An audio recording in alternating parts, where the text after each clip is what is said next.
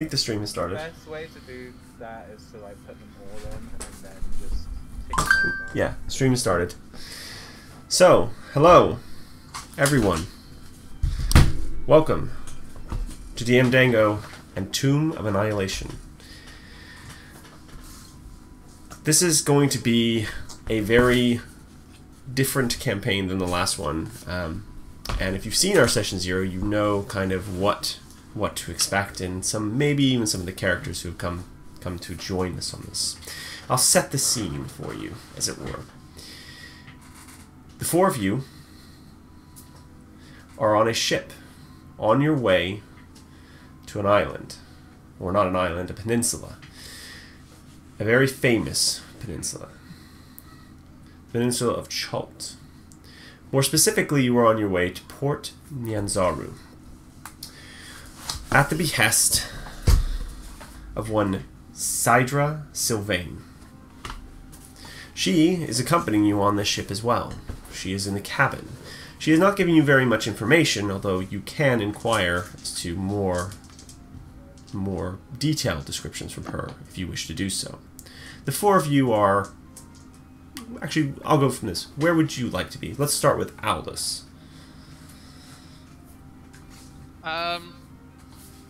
Yeah, I'd say Aldous probably towards the front of the ship, looking out at the open sea, like seeing if he can see any land on the horizon.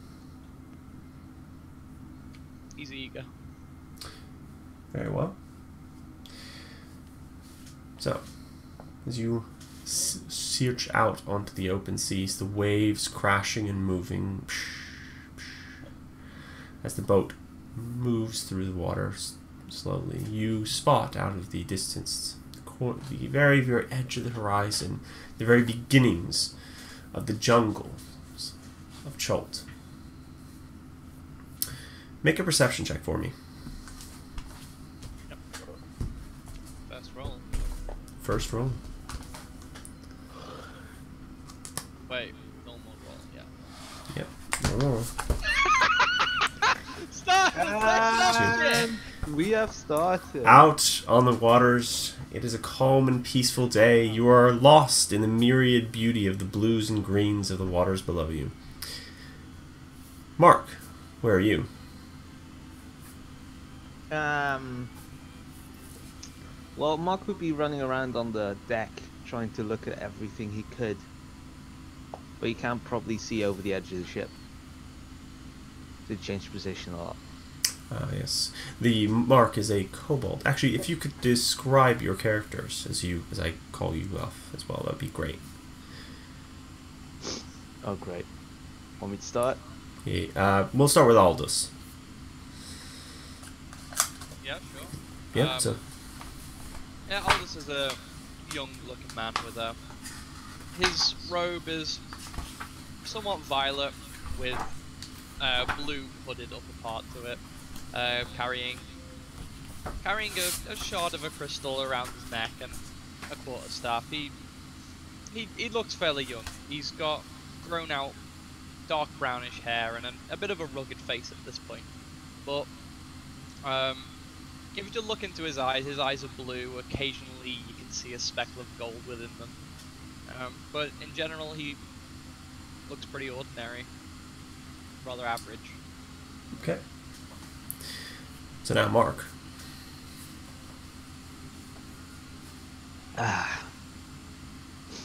Alright. Mark is a very short kobold. Even for a kobold, he's rather short. When you look at him, the first thing you notice is he's very, very energetic. But nothing else really stands out. His skin / scales are a bit bluish, got bright yellow eyes, and he's dashing all over the place at the moment. Okay. So he's running about the ship, his little kobold legs carrying him across, peeking over the edge, curious and inquisitive.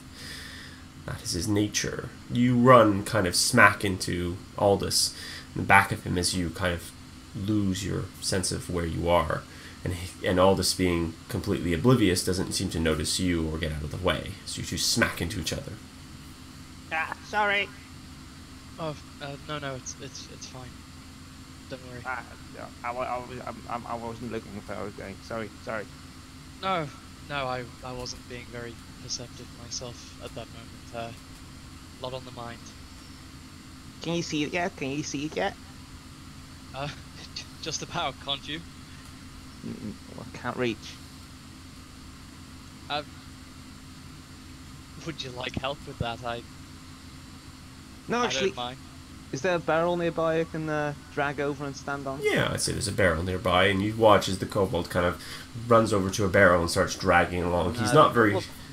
Run. The kobold just grabs the barrel from a distance. Okay. So you Drags use it your... towards himself. So you pull with your psychic powers and drag the barrel. So you watch this barrel just slowly begin to move. No force, no mage hand, no anything like that. And the normal magics that you expect to see. He just pulls the barrel towards him. And it slides alongside you, and then the kobold ambles himself up and looks out over the water. Make a perception check for me.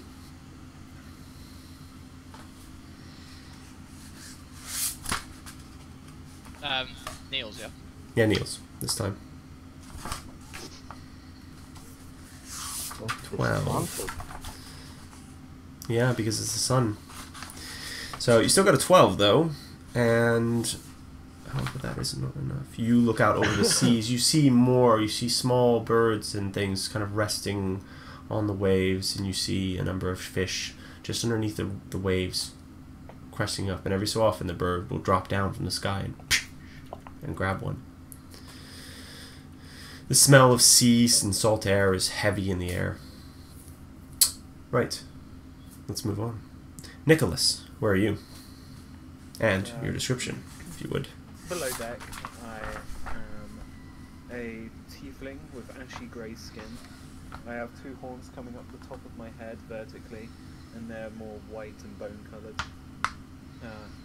My eyes are large and childish, dark ruby with some swirls of other more flame-like colours.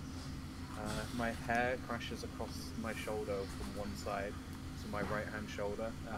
Mixed colours, black, gold, deep violet, white, and other fantastical colours. I have eye-patched eyebrows and a beard, tattooed eyebrows and a beard, and my one visible ear is adorned with golden clasps. I wear quite a thick leather coat to prevent the splashing of fire from my companion. It's trimmed with some nice gold and stuff, and I have commandeered a crate and unraveled some of my more precise tooling across it, and I'm just tinkering on my thunder cannon, just making sure it's correct and prim and proper. One of the other passengers comes up to you. What you making there? It's already been made. This is my thunder cannon. Ah, what's it do?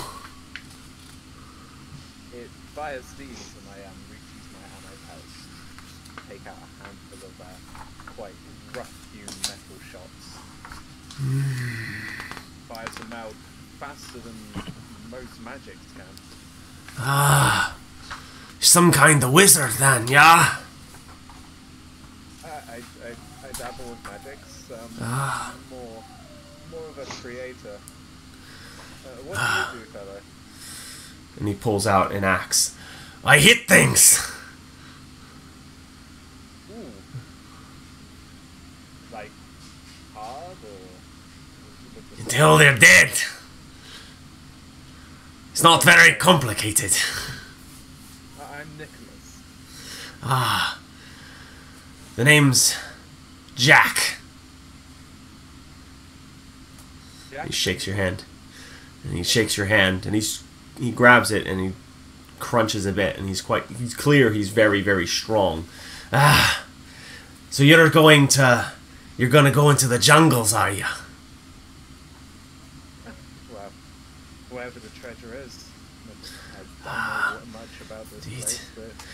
There'll be many treasures. There'll be many treasures in Schultz, and many dangers. But that's the best part! The danger. It's too bad the only ship going here is the one we're on. account of old Armag. Why do you think it's a shame? I mean, if there's less people going, there's more things for you to kill. Yes, but it might be nice to have a few extra hands occasionally. Always good to fight with a brother at your back, you know. I totally agree. It's always good to have that one solid companion. Pass me the wrench. I lean my hand over towards Joseph. Do you want to describe yourself? As I hand the wrench over to Nick, I am Joseph Spinman, the lizard folk. I have a face and hands of yellow and orange as it goes down my body, turning to whites and teals. Wearing some nice traveler's clothes while upkeeping some other armor in between assisting my good friend Nicholas. I have not seen one of the lizardmen before. How have you come to be here? I'm Mr. Nicholas's assistant, and it's a pleasure to meet you. Name's Jack. He grabs your hand the same. Ah, good. Man with a grip. Well, a lizard with a grip, I suppose. But we're all gonna die in the jungles anyways, so what does it matter? Do you want to go above decks and see when Arnag comes here? It's quite a sight. I look back over to Nicholas. I start packing up my tools. It'd be a pleasure, Jack. And hey, if we're all dying in the jungle, yeah? Yeah, If you come across my body, you can have whatever you find, but only if I'm dead. fair enough. Come to think of it, I think I saw somebody else with a weapon like yours. Came in on the boat before. Why were you on a boat before? I needed to go resupply. Port Nyanzaru doesn't have everything you need. So you're more of an expert on this place. I wouldn't say an expert. I've not traveled far beyond the port. But the jungles are dangerous. And perhaps as we head up deck, you can tell us about maybe the places you like to frequent in the port, where Ah, that whistle. of course. If you'd be looking for somewhere quiet, the Hall of Gentle Repose. If you're looking for somewhere more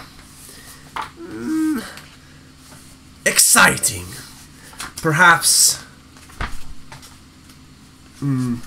No, you don't look like the type.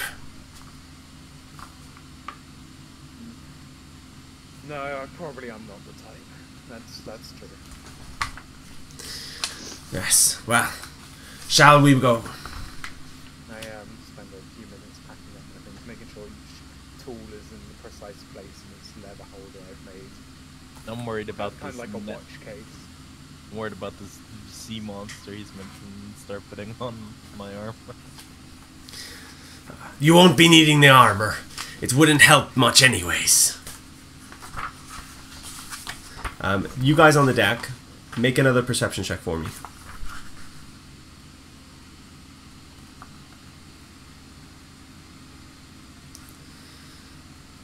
You see nothing. You see nothing. You are standing around. A number of now the deckhands, even with those low perception, you're seeing that they're moving in a really odd... Doing a 1 roll for me rather than 2 now. Yep. you have to set it that way. As you're kind of looking around, Mark, you're having trouble because you're in direct sunlight and your cobalt nature. It's hard for you to see anything in this bright light, and you're kind of looking around and trying to decide, where best to kind of hunker down in the shadows. As for Aldous, you're mostly focused on the sea and just the general rocking and swaying of the boat. But you are noticing that a number of the deckhands are moving about, and the captain seems to be shouting orders. You there! Make sure that we have the gold ready for Anduin. If we are not ready, he'll sink us quite quick. And they kind of move around. They seem to be gathering what looks like a large sack into the center thing. As the two of you come up, so Nicholas and Joseph, you head up from the deck. Your friend Jack in front. Ah, our mag is a wonderful sight to behold when you see him. Look out over the waters. Can I have the two of you make perception checks? What does Jack look like, by the way? Jack is a what looks like a dwarven kind of barbarian style thing. No shirt, long bushy red beard, and his waist is with like these large puffy pants, and he wields a large axe. Sunlight. Yeah, as you come up, it's like hard for you to see much of anything. What? Yep, Well, that's a 10. that's a 10. At this point, though, Still the highest. still the highest out of this set of rolls, and that's enough at this point. As you look out over the sea ahead rolls and churns, and waves begin to crash over the bow of your ship. Driven by saw-toothed hills rising from the heaving foam, water streams off the rising crags like rivers crashing down a mountainside. At last, the emerging island stops growing in size, although the sea around still tosses your ship like a drifting feather. Then, a huge blast of steam erupts from the waves, and through the drifting rainbow-crossed mist you see an immense beak and a milky eye, the size of a hogshead cask, staring blindly in your direction. As the water calms, you also spot a dozen or more shark fins circling the ship. The captain, now seeing that Armag is here. Right! Wait! Armag!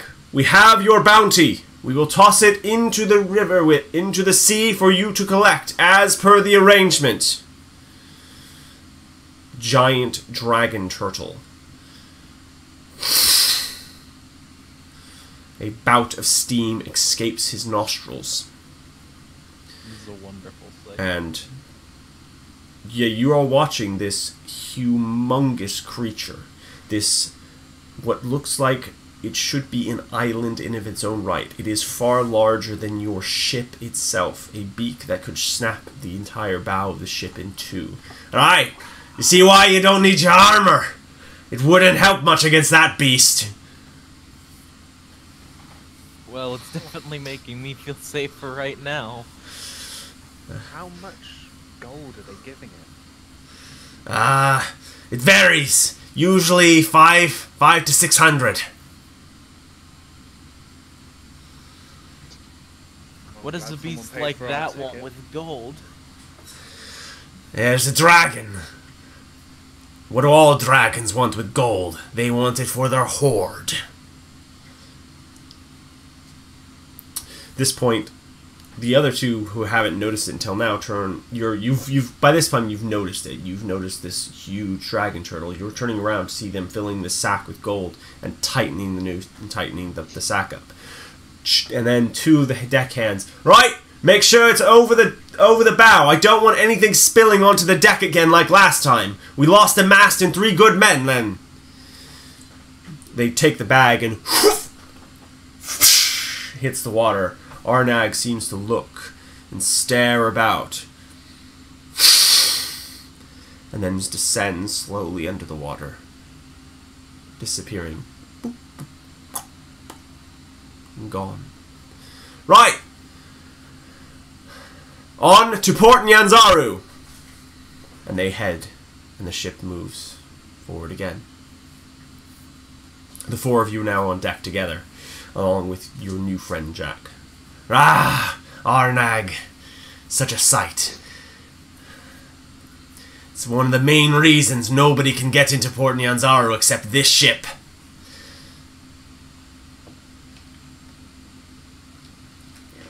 Seems like a hefty price to pay. Is this really the only ship that goes there? Well, it's the only ship that is brave enough and has the deal with Armag. Well, the others, they risk it, as it were.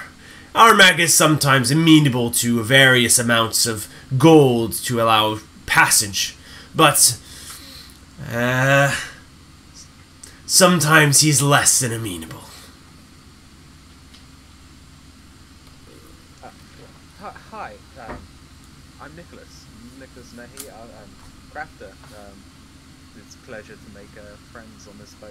I reach out one hand to for a handshake and hold out my left hand towards Joseph, I hand him a business card. and I slap it into my other hand as I shake your hand. You've been passed a business card by a tiefling. Who has? You have. Me. Oh, Oh look, that one can fly. thank you, I suppose. No worries, I'm just I mean, always what wise making acquaintances. what is Alright, it? Jack. What is it that you do?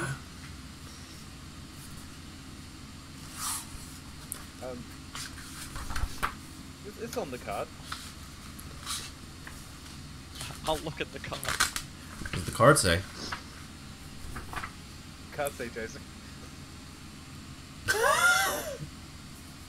Motto. Yeah? What does the card say? I don't know. Think of something quick.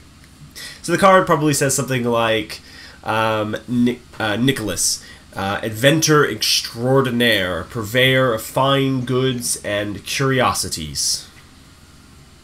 Yeah, something. I didn't approve that. You did now. You didn't tell me what you approve. When did you write that, Joseph? I keep telling you, stop picking me up. Oh, I'm sorry, sir. So, am I to understand that you're not as good as the card actually claims? Oh no, I'm better. But, no, it's not the adventurer part. Can I roll an insight? The Yeah. extraordinaire part. You can roll an insight.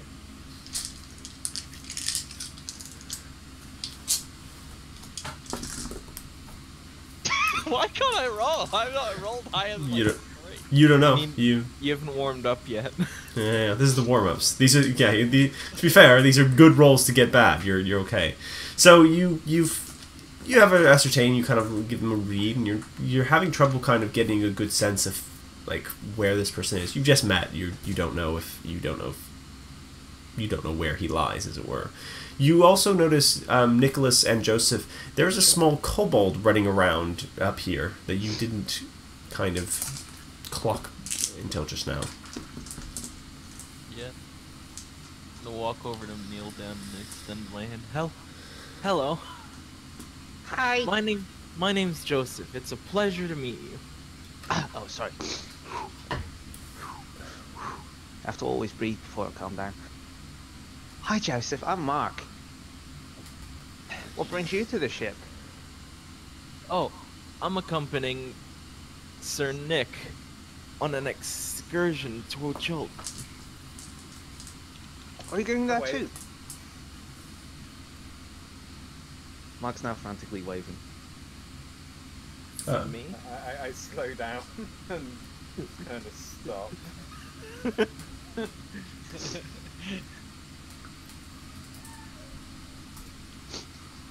So who hired you? I got this letter. I pick up the letter, invitation letter from my pocket. Mm-hmm. My friends are already there. So I was really happy I got that too. We were asked to come by a woman named Sindra Sylvain. Never heard of him. That's the person who sent you the letter. Never. Oh. Yeah. Okay. I do recognize the name. Yeah, Aldous has also taken his letter out of his pocket and flipping it open, reading the name, and just putting it back again. Yeah, Mark will walk over to Nicholas and extend his hand.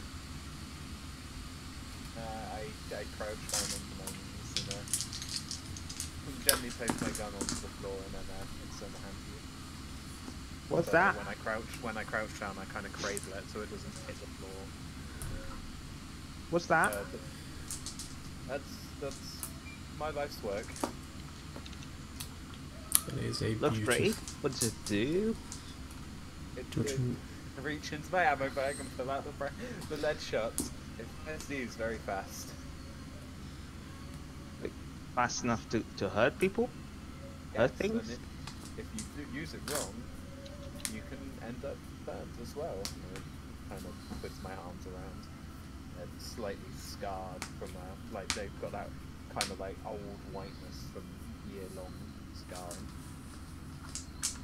Ooh.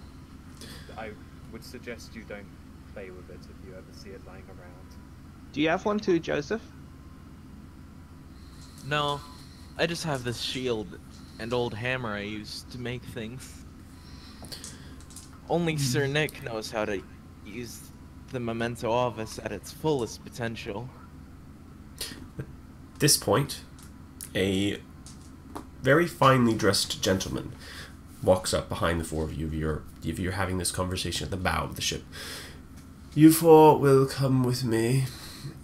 Mr. Sylvain would like to speak with you. Jack, you may wait here on the ship's bow. Come, we do not have all day. And he directs you to a cabin near the back of the ship. Yes. Oh, alright then. Yeah? Now, I told you, the Avis is no longer anything. This is a new part of our life. This is the Shangri-Aru. Oh, but I like the name Momentum Avis.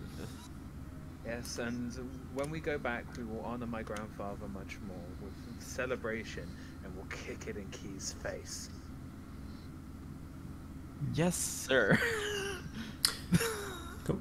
So the very well dressed gentleman leads you into a small cabin at the back of the ship. As all the curtains are drawn, and there is a darkness in the room that it seems is very pervasive. The smell in here is perfumed. Flowers and potpourris and very fine perfumes permeate your nostrils. You can almost taste the flowers. It's so strong in here. There is also the sense of foreboding as you enter the room.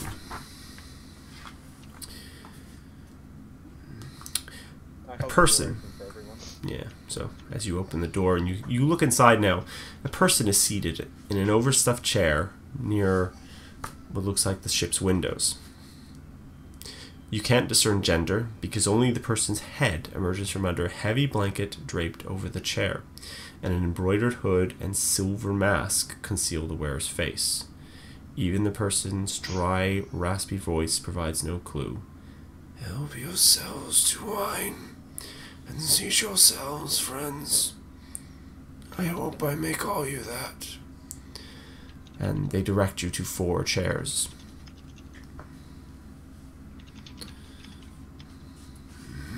I will sit in one of the chairs.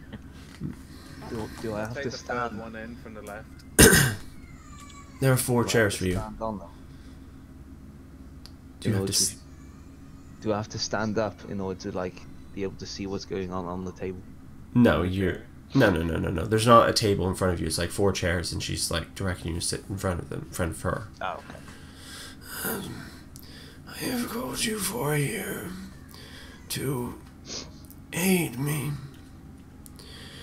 I was an adventurer years ago, and I perished as part of that adventuring, and was resurrected. I have closed the door on that stage of my life now. But I suspect you are all wondering what I have asked you here for. Each of you is an adventurer in your own right, capable of great feats when the need arises. I have tasked you here to investigate the death curse that afflicts much of our world. Do you have any questions for me that I might be able to answer?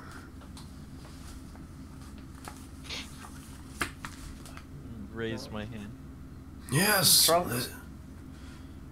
What's the death curse? It is this.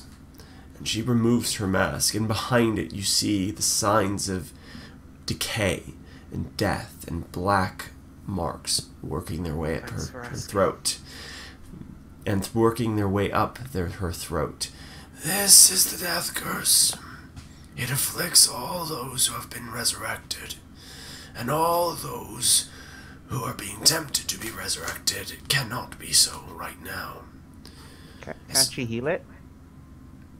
All the healers and all the clerics I know have tried. The best they've been able to do is stem or stop the flow. They have not been able to halt the curse in its entirety.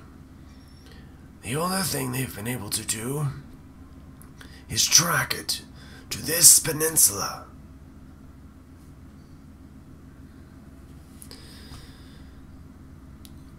Do you have more that I may be able to help with?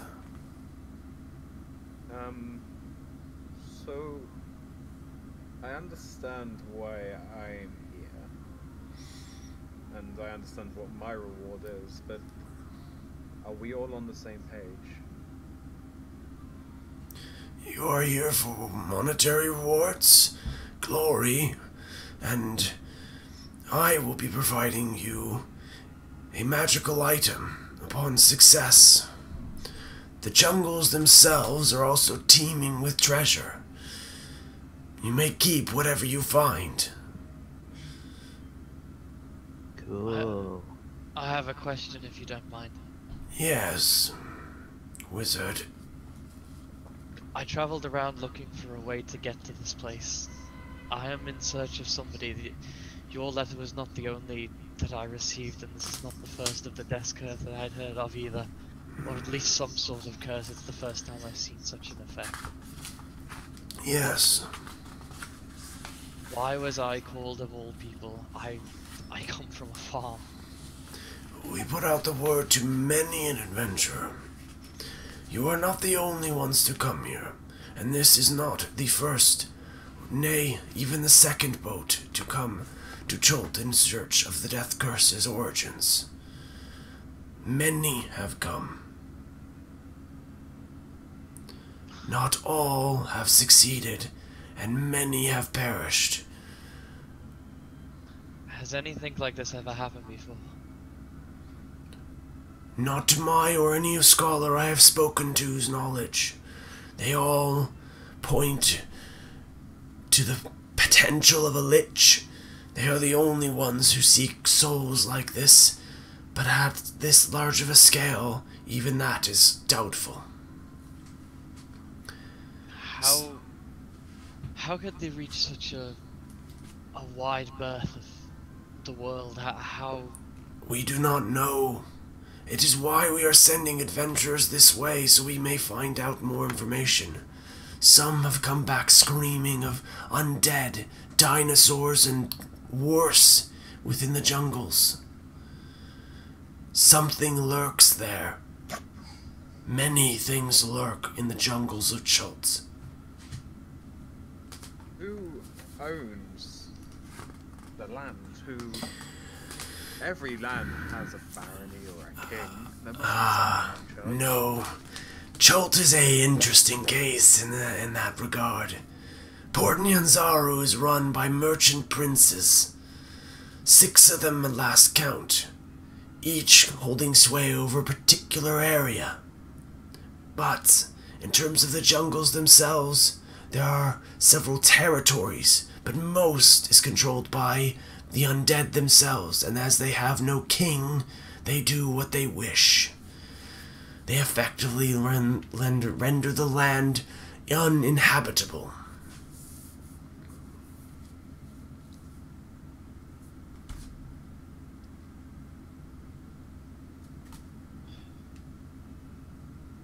Sounds like a fun place. Indeed. You're just hoping that eventually this death curse will go, and then someone will walk out claiming that they did it.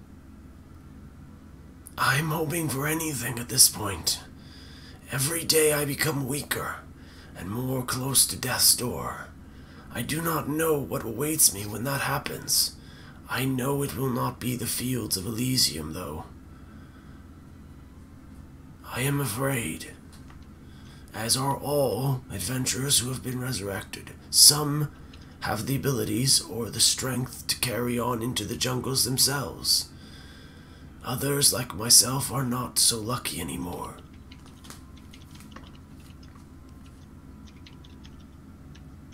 How many people have you hired yourself? I myself personally have hired 12 groups of adventurers, 4 men each. You are the most current. Jack, who you, I think, are acquainted with, was in the group 2 sessions back, I believe.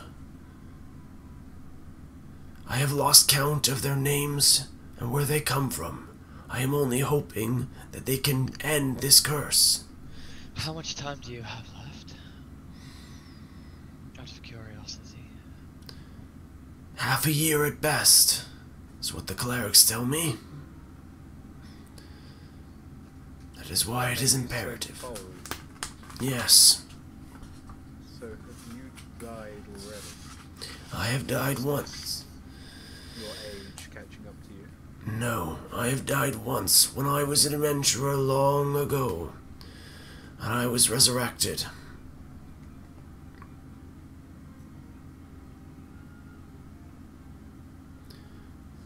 Well, I'm here, so once I set foot, I shall begin as best as I look at Joseph, as best as we can. I know. I hope the 4 of you become good companions. It's important for surviving this place. Oh, we're a team. Yes, that was the intention. The 4 of you were picked to... The first that you actually mentioned of that. Yes, the 4 of you were picked to complement each other as best you could. You will more than likely require a guide, and there are several to be had within Port Nyanzaru. Come to think of it, we should be arriving there shortly. Perhaps you would like to go on deck and see it if you have no further questions. Yes! Not be a suitable guide? Who? Jack. No, Jack never made it very far into the jungles. Why did his team fail? Undead, I believe. By his accounts, an undead Tyrannosaurus Rex. But then he does like to boast, so I don't know how well you can take that. She puts the silver mask back on at this point. Would we know what a Tyrannosaurus Rex is? Roll nature. Everyone? Or? Everyone. 17 plus 3. It's 20. So Aldous and Nicholas, you do know some kind of the legends behind this about dinosaurs, and more specifically the more dangerous ones. You reckon you know what this thing is. It's a giant, terrible lizard with huge teeth, very stubby arms, but incredibly fast on the ground. An undead variant, though, you've never heard of that, and it's sent a slight chill down your spine as you think about the prospects of that. Yes. There are many dangers beyond just the dinosaurs and the undead, though. There are things that no one has ever seen. How do you know? Because there are reports of people going just missing, with no explanation and no direct cause. There's always rhyme or reason to everything, I believe. It's finding that reason that's the tricky bit, I think. The fun part. Yes. But we should be arriving now.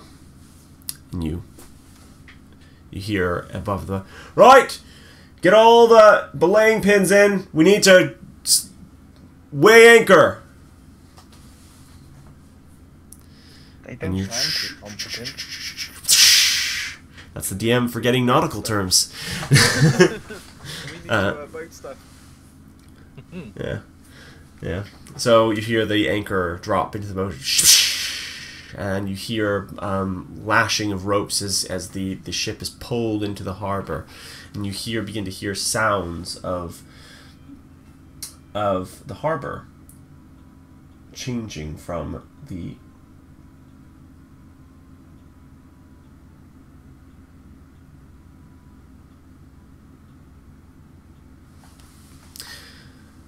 do you exit the room, or do you have any further questions for her?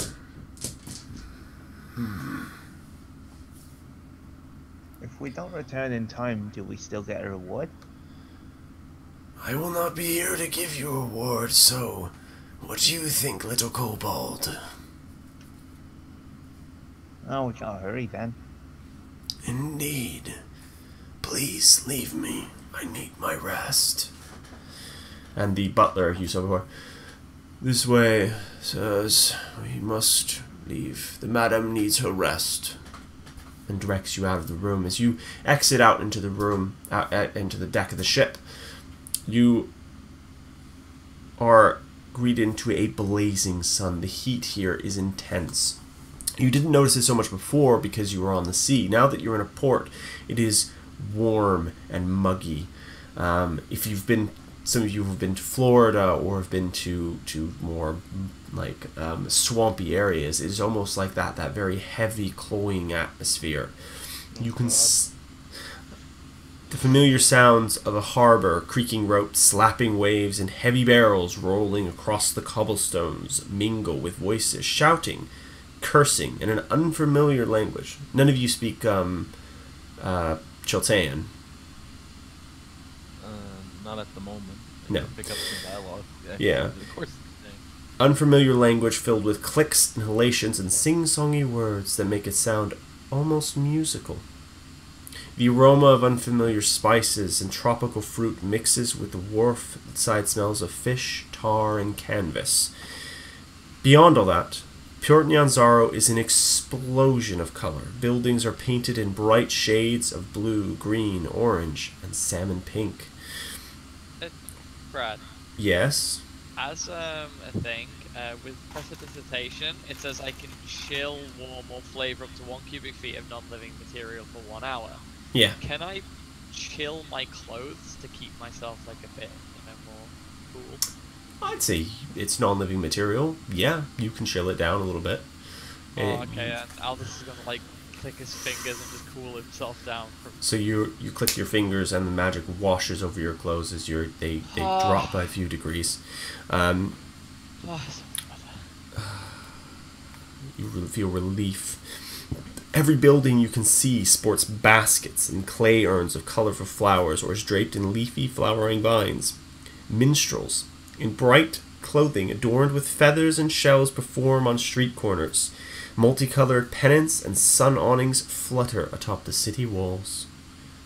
A crowd of children, dressed in feathered hats and capes, races past you, squealing in delight to terror as a street performer, costumed as a big-toothed lizard, stomps and roars behind them.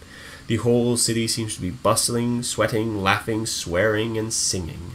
And sweating. That said that. Does the lizard look like a T-Rex? It looks a lot like that kind of thing. It looks like that kind of like that's what it's trying to emulate, but it's a puppeted version. It's smaller. However, make perception checks, all of you.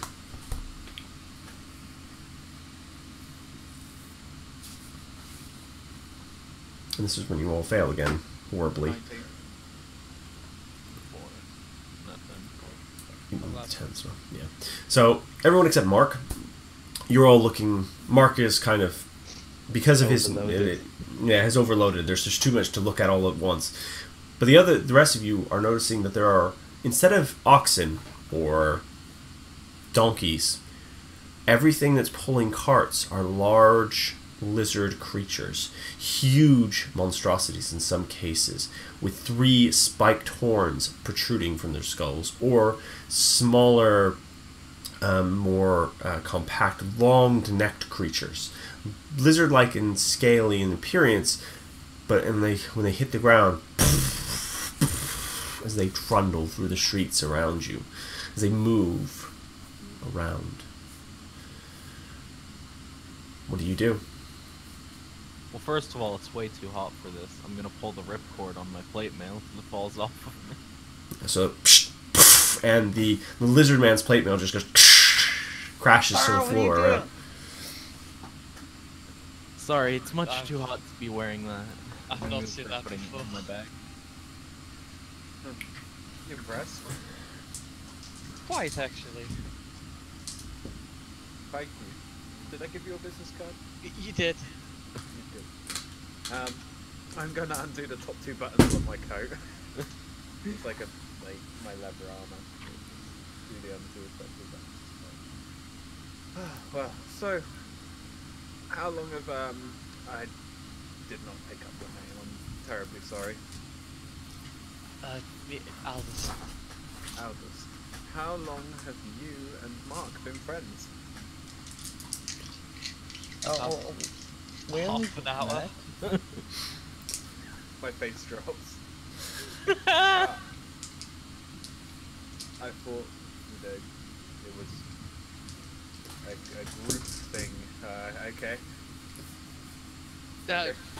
No, I assumed that you and your friend, yeah, Lizard. I wanted to be a bit kinder. I suppose you two are traveling Joseph. together. What are you? Yeah? Right here, sir. No, what are you? Oh, I'm a lizard folk. Okay, listen. It's not racist or anything. These are lizards. I haven't really met many before. I don't see many tieflings personally either, so yeah. Yeah, no, I must admit I don't see many people, but I'm not adverse to them, so I hope the same rules apply to you. You don't see many people, as in humans, or No, just in general? we tend to lock ourselves up and just get a bit too inundated with artwork. You're very far afield then from the usual at the moment. Oh no, you could say I'm looking for painting supplies, magical items, the basis, ancient enchantments basically. You know, you can get that tosh with that, like, oh, it's a bit stronger, it's got faint arcane energy. No, I am seeking real relics, just full of magic and mystery. A muse, sort of. The mistress has one final gift for you, a map of the area. Yes. One moment, let me pull it. Let me find it for you. I thought you were gone.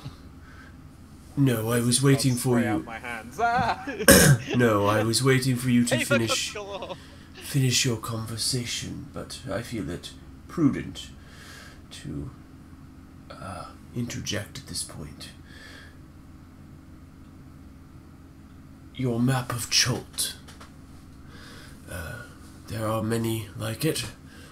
Do not share it about too much, though. This is all we know of the area. It's been large. Yes, Cholt is a very large, very imposing, very encompassing area. The areas you see that are not filled out are areas that have not been well explored yet. Well, I see. So we're there. That doesn't inspire too much confidence, considering how many other people you said you sent. look, Mark. Cobalt Mountains. Yeah, Is there's kobolds here. One. I assume. We can probably fill in more of the blanks, right? Yes, that is the intention as part of this expedition. I take Please. the map and then I roll it up and I put it in my pocket, and I roll it up so that it's much longer than my pocket, and I just push it in. Also, Skylazy Mountains. We all got one map each, right? Or There was one map between you. One map between you. Between us. Oh, I pull it back out. We'll keep looking at it. Okay. You're more than welcome to be the one to carry the map if you want to fill it out. I'm used to copying texts. I don't mind doing it either. Oh, I just thought, keep it safe in my bag of holding. Or, well, my pocket of holding. Yeah. You got a pocket of holding? Yeah, you could probably get in it. But I wouldn't. It's... Yeah. Yes, very It's, well. He not the could kind of die. thing you would play. Yes. Yeah. I see you, you have... A little bit of... items, or what's your study? Well...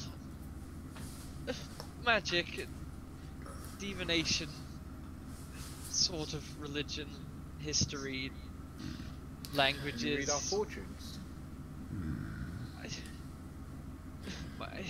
My master may be able to do so. I'm more of just an understudy locked in a room. Mr. Syndra You and Joseph will recommends. love each other. Mr. Syndra recommends that you either take refuge in the Thundering Lizard or Kaya's House of Repose for your stay while in Port Nyanzaro. She also recommends that you avoid the streets while the dinosaur races are occurring. Dinosaur races. Dinosaur In the race. streets.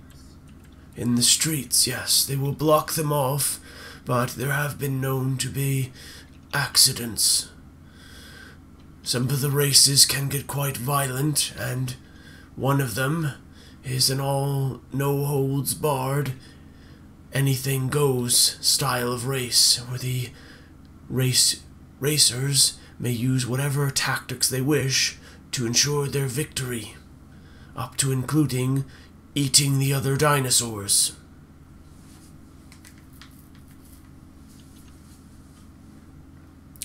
But Oh. Better and better. the races are good entertainment if you can find a high spot for which to watch them from.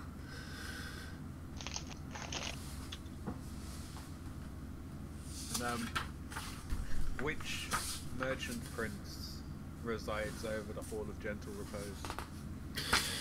The Hall of Gentle Repose. None. Ah, it's independent. The different merchant princes, more to deal with the goods that come into the port, save one, and she resides over more black things, I should say. Ah, so we don't count as goods. No. We're just merely wayfarers.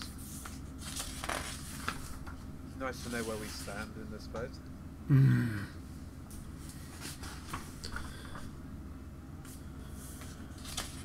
Well, let's get going, Joseph. It's way too hot out here, and we can probably find a blacksmith or something who we can just hide out in. Of course. I could help with the heat if it's at all needed. Huh? And how's that? I'll cast prestidigitation on their clothes as well to chill them. It's about 35 degrees Celsius, by the way, just to let you know. Give you a concept of how hot it is. I don't understand what that means. Very Well, hot. I'm gonna assume it's Michigan in the middle of summer. That's pretty close. Yeah, I'll place my hands on the two of them on their two clothes, and I'll cast prestidigitation to chill the two of them. I can use it up to three things. Yeah. So as you do that, your clothes feel much cooler all of a sudden, like drop by probably 10 degrees. That is fantastic. I can see why she said that we would work well together. How are you finding the heat, Mark? Mark? You Cobalt. look It's after not those too bad. children. It's not too bad, but the sun. Where's the clouds? I look up in the sky. It's a cloudless sky today. Oh, actually, Can I tell if that's normal for this part of the day? It looks like some light storm clouds are brewing, actually. Oh, see, look, Mark. Just over there. Are they heading towards us? Yeah, it seems to be settling in over the port, and as you see this happening, a lot of the residents seem to be pulling out these awnings, actually pushing the awnings out and kind of attaching odd contraptions to the various ends of these awnings and hooking them up to barrels and Can I things. discern what they are? Make an Can I intelligence also check. try to discern what they are? Make an intelligence check. All of us. Can I instead help That is a 17. Nicholas? Not in this case. It's more of your knowledge of it. Can I Oh, if he helped me, it would have been a crit. guidance on myself first? No, because it's not a skill check. It's just what you know. That's Sorry, it wasn't 17, it was 15. 15. Okay, that's still enough. I was just looking at my saving throws instead of my actual... So- Okay, so I see why. Yeah. So, everyone except Nicholas, looking at what they're doing, you're not quite sure what it is they're trying to do. Oh, okay. Nicholas, though, you know, they're probably setting up rain catchers, and that's probably their only way of getting clean water in this place, or at least the primary way. You also notice as you look around, there are large gutters along all of the streets as they go around. Huge, monstrous things, probably about 2.5 to 3 feet wide, that just run along the streets to kind of ferry rainwater down to some reservoir underground. And as you're standing there, kind of now on the docks and kind of milling about, trying to decide what to do, a light rain begins to form, and it begins to drop down with water. Oh, that feels nice. It does feel Yeah, nice. but our stuff is getting wet. It'll dry. Feels rain feels nice. It's like a warm rain, I bet too, since it's so hot. Yeah. So it's 95 degrees and it's raining. For you, Monto, by the way. I've been in Michigan with rain. It's like a little bit cold, but like not too cold.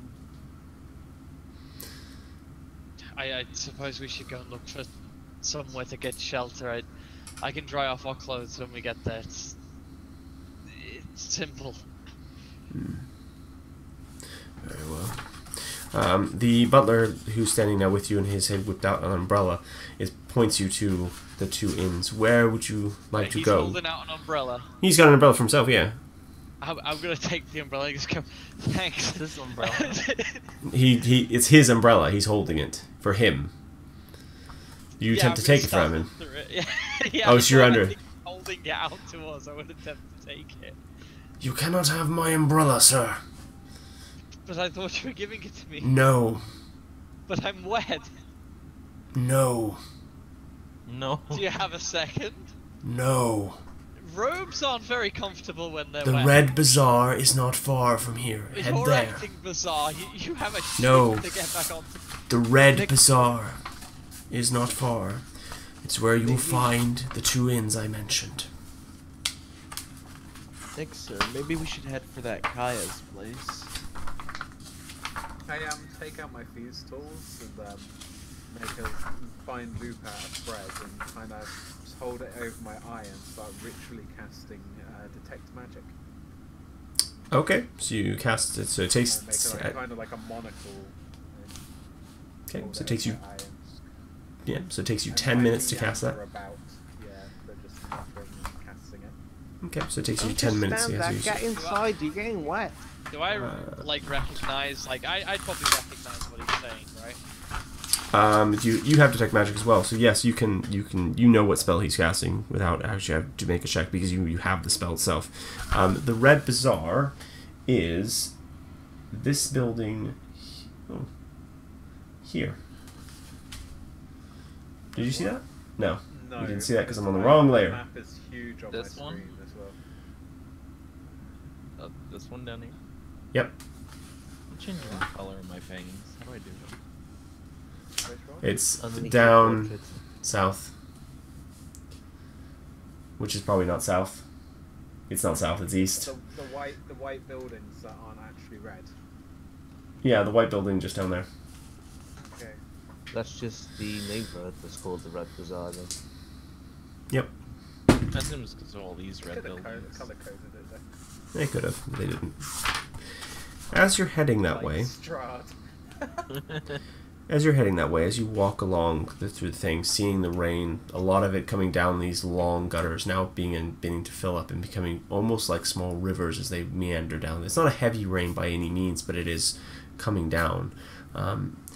As you're walking down that way, a man stumbles up to you, male, Chaltean human, wearing what looks like priest robes, stumbles specifically up to you, Joseph. And with wide eyes and a look of far-off knowledge, "Speak to the wise guardian of Urlanga, east of Mabala. She can direct you to that which you seek." And then he collapses. Can I attempt to grab him so he doesn't like hit the floor? Yeah, make a dexterity check. Am I still focusing on my ritual? Yeah. You're not far from the Red Bazaar. Yeah, even with that. Like, Yeah. Can I be ritually casting while still showing concern? Yeah, that's fine. So as you kind of reach underneath him, you kind of grab him before he hits the ground. He's dead unconscious. He weighs like a ton. He weighs a ton because of like the whole dead. He's like dead weight, and you. But you catch him before he hits the ground. He's unconscious. Little help, gentlemen. Strength isn't my strong suit. Where are we on the map? You are probably in between the 2 points. So the Port Nyanzar is the port itself is there. You are probably here. Alright, I'm gonna help him pull him to the side. Mark will help. Kind of so pull the him three of you- underneath the shelter. So the Yeah. three of you managed to pull him underneath, and nodding. One of the shopkeepers is like, "What happened to him?" He just fell. I haven't got a He clue. mumbled something about speaking to a wise something. There are many wise things. You don't say. He looks like an acolyte. Probably Where of would- Savris from the looks of things. That's my god. It actually is. Hey, it's my god! I'm just gonna look at them and just go, where is the temple, the place of worship, study, anything? For temples of Savris, yes. You probably... They don't really have a temple here. At least I don't believe they do. So, where does the worship take place? Well, what is the... There are a number of temples about, but specific ones, no. No, many of the... With the merchant princes in charge, there isn't much need for worship of the gods. Money is what people worship. Just how things work here. That's sad. Money can't make miracles happen. Exactly the... Money is how we threw off the yoke of the oppressors. The merchant princes bought our freedom.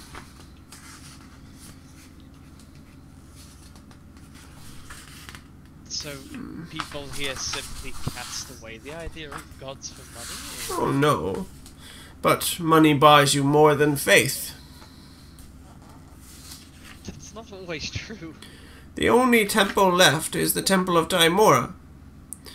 And that is because she is a temple of luck. And there are still superstitions about that particular one. It's at this point that the man wakes up. Oh, what happened? What am I?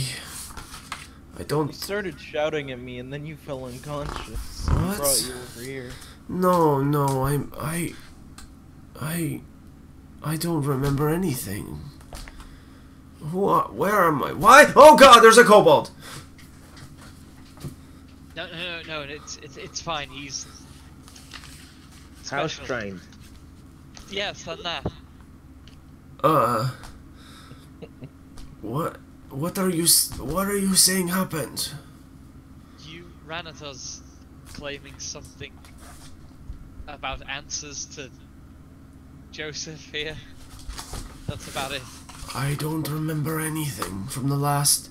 What time it... Wait. It's morning. How did I get here? Where did you come from? We have a small section in the Temple of Timora. How did I get here? A section of worship Savras. Yes. I am an acolyte of Savras. I also studied in his ways. Oh, it's good to find a brother out here. But how... I still don't understand how I got here. I've never seen any of you. Why would I seek any of you out? Well, we've only just arrived. Maybe he smiled on you and it was your purpose to give a message. A parrot poops on Nicholas's head. Why? Whose head? Nicholas. Yours.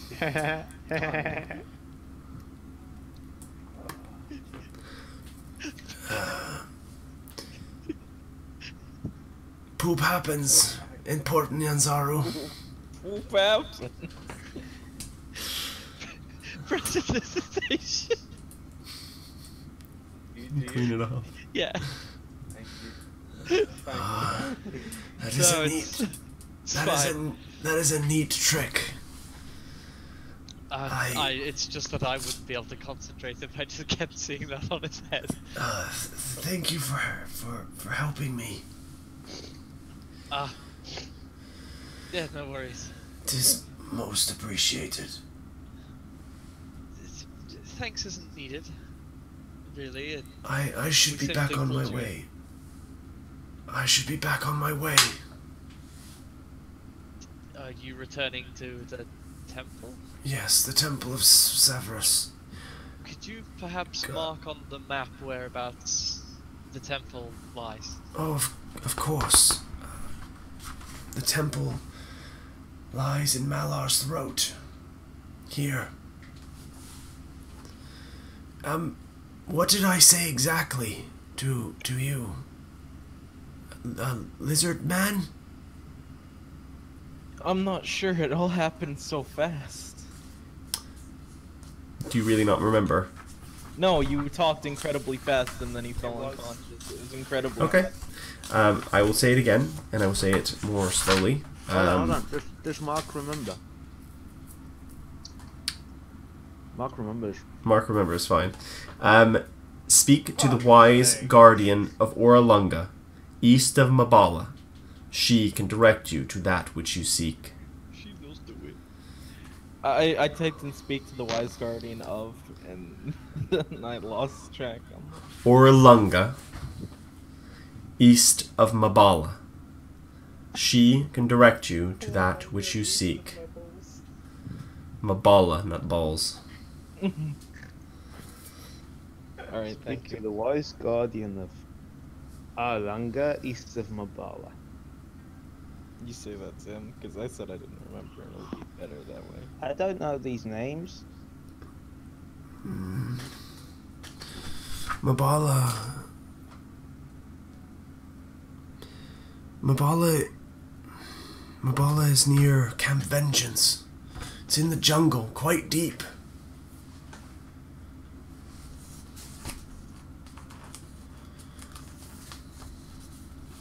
But I know where it is. I can mark that on your map if you wish. Might as well.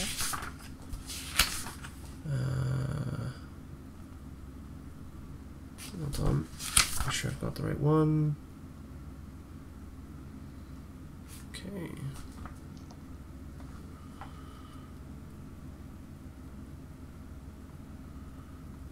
Okay, I will mark it in a bit. I know where it is, so don't worry about that. It is. If there is nothing else, may I go back to my temple? Yeah, just be careful of the dinosaur races. I hear they're pretty... There are none held today. Well, there will be one tomorrow, if you are around to view it. Can you say a prayer for us tonight? Say a prayer? Of course, little kobold. Thank you. And he gets up. His priest robes kind of crumpling back down and settling properly. He adjusts them and adjusts his holy symbol, and then leaves you in the under the awning. Yes. Are you going? This is the woman now. Yes. Very strange that, don't you think? Yeah. Good. I mean, as strange as... I mean, we've just walked here and we're instantly seeing dinosaur-like creatures pulling things around and a blistering heat unknown to the area. So. That is just Port Nyanzaru for you. That is not strange. A man speaking in tongues to you in the street, that is strange. In tongues? Well, in odd phrases and weird prophecies. Oh, I think for me, growing up in a Perhaps- village, I was more used to people shouting strange things in the street. Perhaps you are destined for greatness. Would you like a trinket? Nanny Popo does not disappoint with her magic Nanny Popo? trinkets of Nanny Popo. Does not disappoint with her trinkets of greatness. Oh, what do you have? She kind of lays out in front of you a small selection of semi-precious stones and things, amethyst, quartz, and that kind of thing. Does my ritual finish around about? Yes, so your ritual finishes just about now, and as you're kind of walking, like washing your detect magic over, because it's like a constant 30 feet, isn't it? She is radiating a hell of a lot of magic. However, her trinkets don't seem to be. Do these stones are magical? Yes, my little cobalt friend, of course they are. I'm gonna Kind of magic. So Nicholas is rushed in front. So what are you doing? No, I've just rushed up behind the group. Oh, okay. I'm inciting her on her saying it's magical. Okay, go ahead, roll insight. Nicholas. This lady sells magicals. She is very, very hard to read. You reckon she's hiding something, but you don't know what. Let's look at my wares. You see how they sparkle? Every sparkle is a touch of magic. And she kind of shifts her hands a little bit, and the entire thing goes shh, and there's like a shimmer across as the rain and the light from around catches the crystal facets. Do you mind if I inspect them? By all means, young wizard. Can I Arcana check them? See what... Yeah, you can Arcana check them.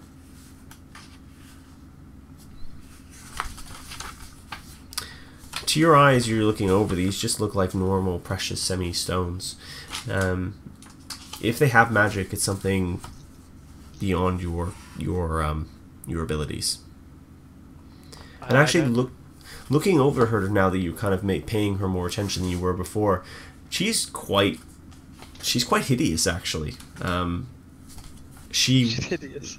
She has a large red turban on her head and has yellow face paint across her face, wrapped in what looks like dinosaur teeth all around her neck, and a large ape skull as a necklace, like kind of wrapped around it. Her arms are weathered and beaten, and they almost seem to end in clawed talons. She's wearing what looks almost like a burlap sack for clothes, cinched at the waist with a rope belt, and have several bags kind of at her side, at her like waist. Will you not buy anything from Nanny Popo? Mark will jump on the counter. Ah! I'm To not. inspect the stones. I'm not getting any magic from the stones, It is or at least I don't. very subtle magic, young wizard. You might not know it. What does this one do? You pick up quartz or something. Yeah, so you in your holding your hands. Ah, it is a very simple luck charm. It will bring good luck to all kobolds who wear it. It's fortunate you picked that one up. Oh, You've got a good eye for this, guys. Only two gold. It I'm gonna walk seems over. a little bit, you It's a know. bargain. I'm gonna walk over to Nick. This seems a little bit shady, right? we are under an awning. Mark's already grabbing 2 gold pieces. I want to grab Mark's arm if he goes to pay. Okay. Hey! You do so. That's easy. Now, I need that good luck. Look, we have plenty of good luck, Mark, and all funds must be decided on by the group now. Well, So we will have to discuss between us before we make any purchases. Oh, come on. I think the idea is smart. I need a bit of extra luck. if you insist, Nanny Boo Boo will still be here, or maybe not. I might leave later. If you require my services again, come find me. Especially if something untoward were to happen. I have ways. I will see you again. 'Tis my way. She's Right, talking I'll differently put the now. stone back. She's talking differently now. Her voice has changed significantly. Like how? How changed? What? How? It's gone I from see being the back of her room. it's like an awning, and then it's like a little counter in front of her, and then you can I see like into like detect magic, I mean. into darkness. Detect magic doesn't work. You can't see into like around the corners, and detect magic is blocked by full cover. So you can see her. She's radiating something. Mostly illusion magic, and then behind her, you can spot some. There is a small thing glowing in the back behind her, necromantic in nature. Yes. And her voice changed to be less decrepit. Still old, but not anywhere near as invalid as you were first surmised. Nanny Boo Boo has many secrets, and it would do well to keep your eyes to yourself.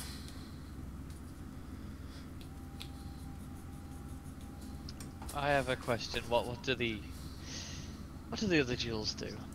Many things. Many things, young wizard.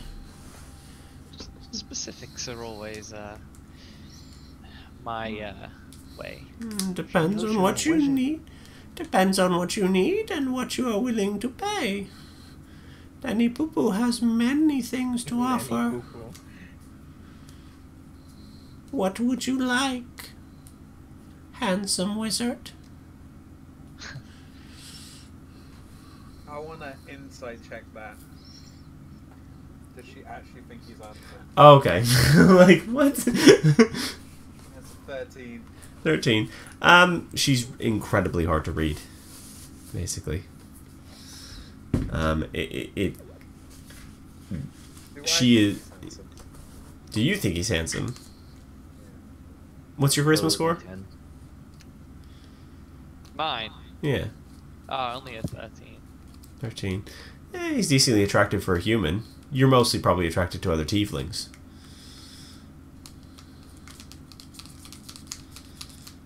Okay. Good to know. Yes. Nanny Boo Boo has many things and many requirements for various bits. What are you offering? And we shall find what you require. What do you seek, young wizard?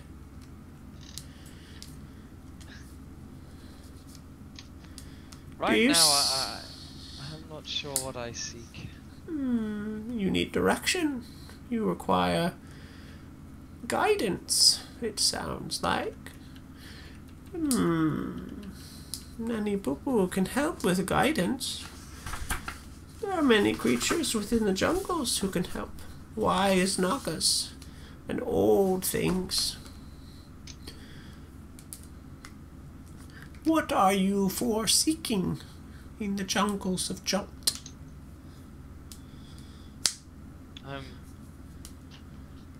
I'm looking for another adventurer that came, trying to fix the problem. Another adventurer? His name? Her name? My teacher.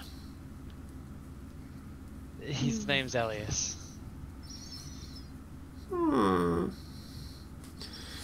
Elias.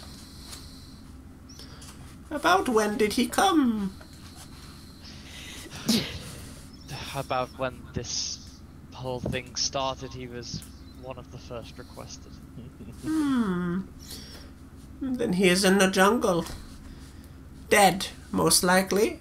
There are many who could tell you otherwise. But if you are seeking him, there are many divination magics who could help you. There are many diviners who could help you. Divination. Don't be a twat. I already served the Lord of Divination. Then you know that there are powers that will allow you to find your master quickly. I But, do. specifically, I think you are looking for one of the...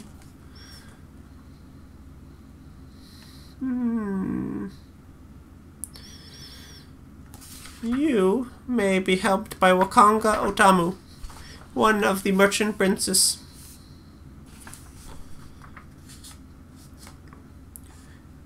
Where could I find him? In their villas. Or, if you are lucky, they may deign to see you at the Golden Throne. But you'll never know which merchant prince you'll get that way. If you wish to find his villa, I will point it out to you. But information does not come free beyond that. What will you give Nanny Boo Boo?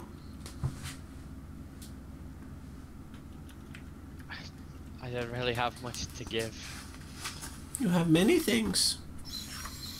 You have your eyes. You have your smell. You have your Can you take his speech. smell away? I can. If that is what he is offering. My sense of smell, or Your I sense of have- smell. Can I smell Aldous? Can you smell Aldous? Mm-hmm. Yeah, okay. What Sniff. do you smell like, Aldous? Probably wet at the moment. yeah, not much, not bad, but you know. So you- nature. So you would smell like wet and musky, and a little bit of your own scent mixed into that. So wherever you're from would kind of determine that. Yes, I can take your sense of smell. Is that what you are offering for No, this information? no, I'd rather keep my senses. Thank you. Then I cannot tell you where the prince is, where his villa is, although you could probably get the information elsewhere. Are they also going to try and take my eyes? No, that is my deal. I make deals. It's my... It seems like a pretty poor deal. Information is power. More information costs more. But just for knowing somebody's residence, losing an entire sense. Yes. What else would you like to know then? Maybe I know other things, or maybe I can grant you things, but you haven't asked.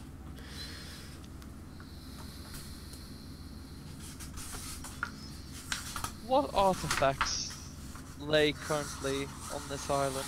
Oh, this peninsula. For that information, you require much more than your sense of smell. I would take...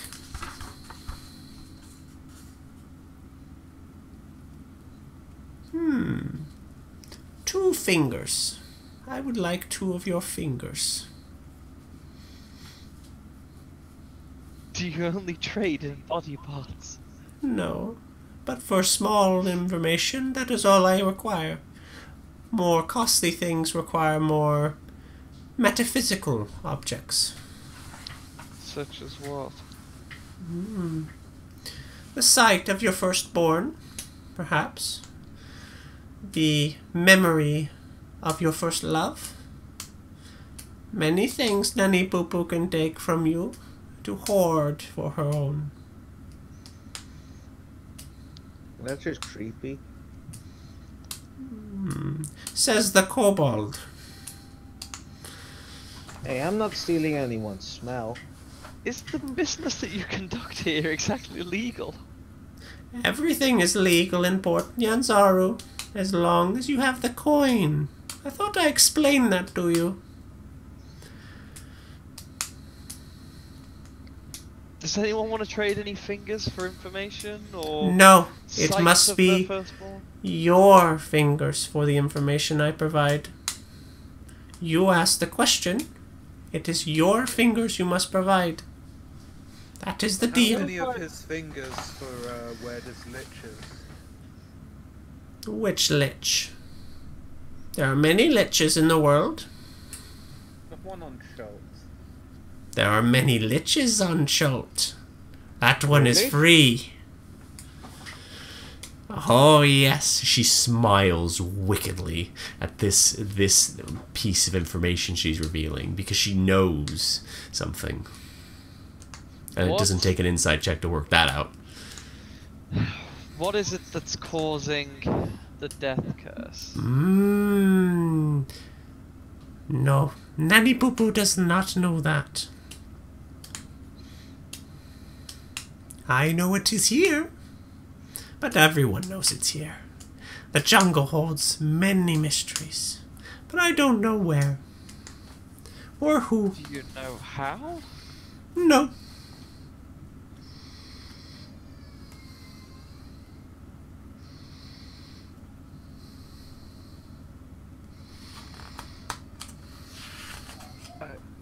I think we should go, guys. He's scary.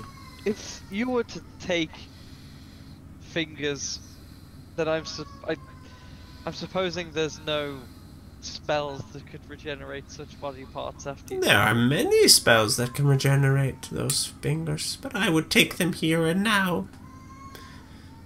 And you do not have access to those spells, nor have anyone who can cast them. Even your cleric, lizard man over there, You're a cleric. that serves no god at the moment. I'm just a blacksmith. No, my boy. No, this information I give you for free. You are a cleric. Whether you know it or not.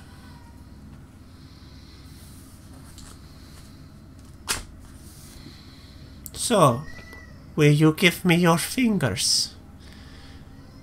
Or will you know nothing about the artifact you seek? What? How do you take them? With this, and she pulls out a butcher's cleaver. Pain for knowledge. I don't think this is exactly the right way to go about getting the information I seek. Very well. Puts it back into a belt. Be on your way then. Go to the gentle repose, or wherever else you may on your journey in Port Nyanzaru. We will not meet here again. She goes back into her hut at this point and just disappears inside of it. What if I want to buy the stone? She seems to have left them all there.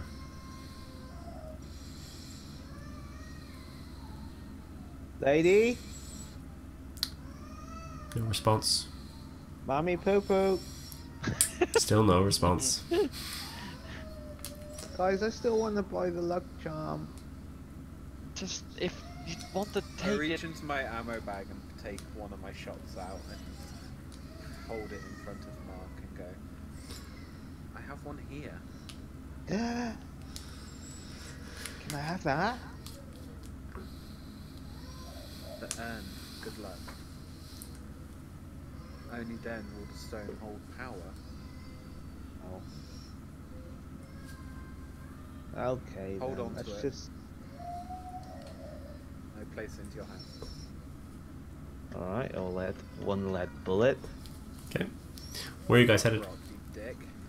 Sorry, a lead what? Luck rock. Luck rock. Lucky lad, luck rock. Where are you guys headed? We're gonna continue walking towards the red bazaar. Well, I am. So. Okay, Yeah, so I'll follow him. so you all head over to the Red Bazaar. Once I feel like we're out of earshot or like spook shot, Yeah. I'm going to look at Joseph. Let's go. Right. Rule number. What rule are we on? Anyway, rule number whatever. We're not making any deals with anyone here. That That seems is the law fair. of our trading now. So this small hushed conversation in the rain as you make your way through the awnings and trying to duck in between them every so often, going out from one under awning and into another. You manage to make your way to the Red Bazaar. Coming upon it, the ground is stained red with blood. The Red Bazaar, but you don't think, you first are alarmed, worried about some kind of rampage or reckless attack, but if you look around, there are large hunks of what can only be meat from the creatures you saw pulling the various carts and things about. Huge slabs, resulting in buckets of blood that stain all of the gutters and all of the floor around you. This is the Red Bazaar. There isn't luxury goods or anything, but general stores. Merchants hawk their wares, even in the rain, across the aisles as you merge your way around. Are you headed to anywhere in particular in here, or are you headed straight to the inn? Yeah. I'd like to keep my eyes out for the interesting things in shops, though, while we walk. As far as I Okay. can see them. Are you listening out for rumors, or are you just kind of just trying to make your way to the thing? Trying to find anything, information, or anything like that? I'd say like I try not to listen to what people say because sometimes it's people being like a zapping lizardman walking down the street. I'll hear a listen, few of he's those. still listening to the villages and stuff, so he's trying to listen out for snippets of conversation. Make an investigation check. Oh no, insight check, sorry. Insight. Yep, insight. Okay, so you...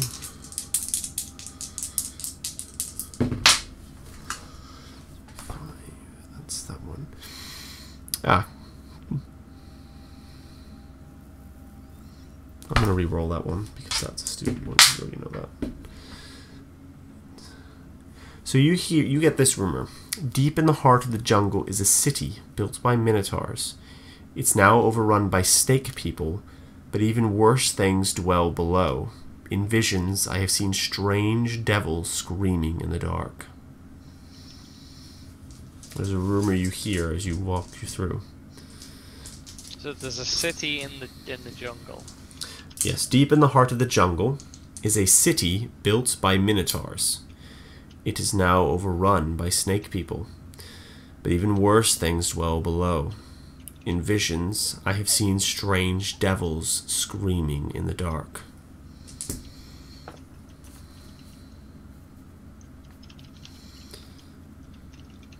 Okay. Yeah. Okay, can I attempt to? Do I understand anything about the whole strange devil screaming in the dark? Do I get the meaning, or? That's all you get. It's just a rumor from a person. So, yeah, it's But I up can't to you. discern anything from it. It's up to you to interpret it as a person, not as a character. Is anyone else doing that as well? Like, No. just kind of listening out for rumors? Not really. I like to Okay. put my head down. Okay, so I am actively looking at everything. I'm looking what people have. I'm trying to listen out. Yeah, I still So- think I have to take magic running on for a bit. Yeah, it's for 30 minutes. As you're walking through this area, there doesn't appear to be anything or anyone magical of any kind. You're looking around and keeping an eye open.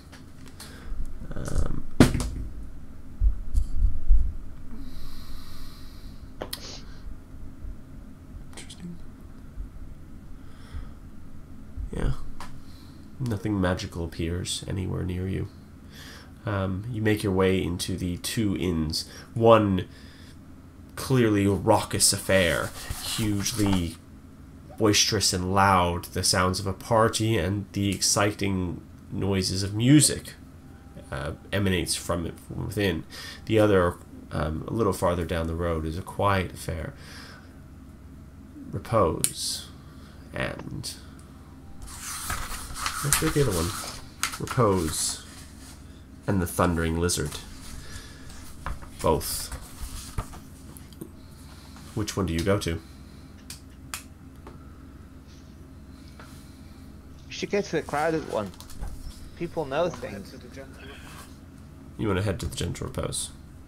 If we go to the crowded one though, that it's probably going to devalue our sleep a little bit. So you head to Kaya's House of Gentle Repose. And as you enter, it is a beautiful, lovely affair. Silks and pillows adorn every wall and floor. It is the epitome of luxury and rest. Its name is very befitting.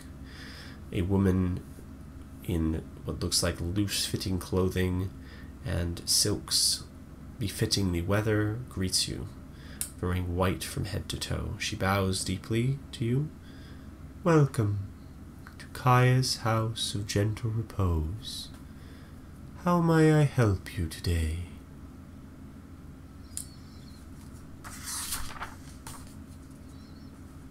You just come in for. We're looking for rooms, I guess. Very well. Let me look at my ledger to see what we have available for you. Alice is going to be like looking around the people. Does he see like anything shady going on or?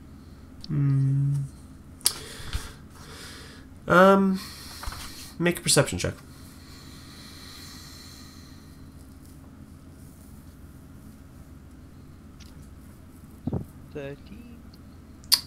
Looking around, most of the other patrons in here are subdued. There's a small sitting area where a few people are reading and just kind of thumbing through what looks like old books.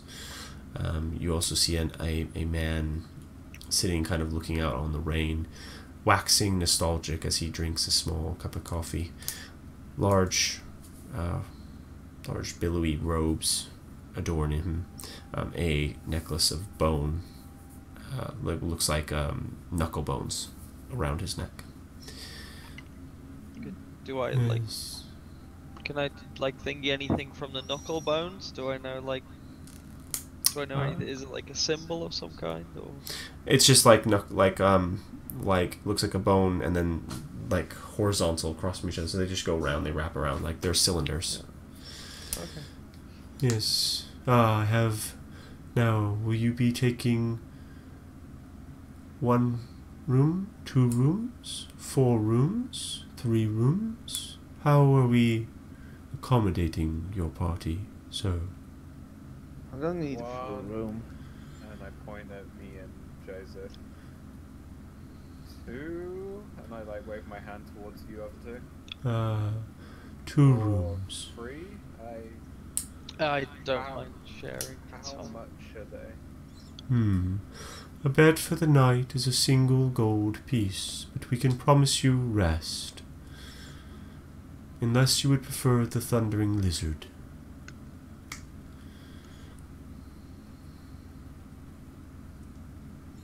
Should we go get a price check? A golden knight's kind of. It's a bit costly. We are more than worth it. Well, going to spend that much on a quartz, so, you know. I think, Hey, good luck was good luck. well, a good night's rest is good luck. So you'd be happy to pay for it, would you, Mark? I guess. For the 4 of you, that will be 4 gold then. Wait, even if we're What? sharing rooms? Even if you are sharing rooms. So you're charging per person, not per room? Per bed. I don't need a full bed.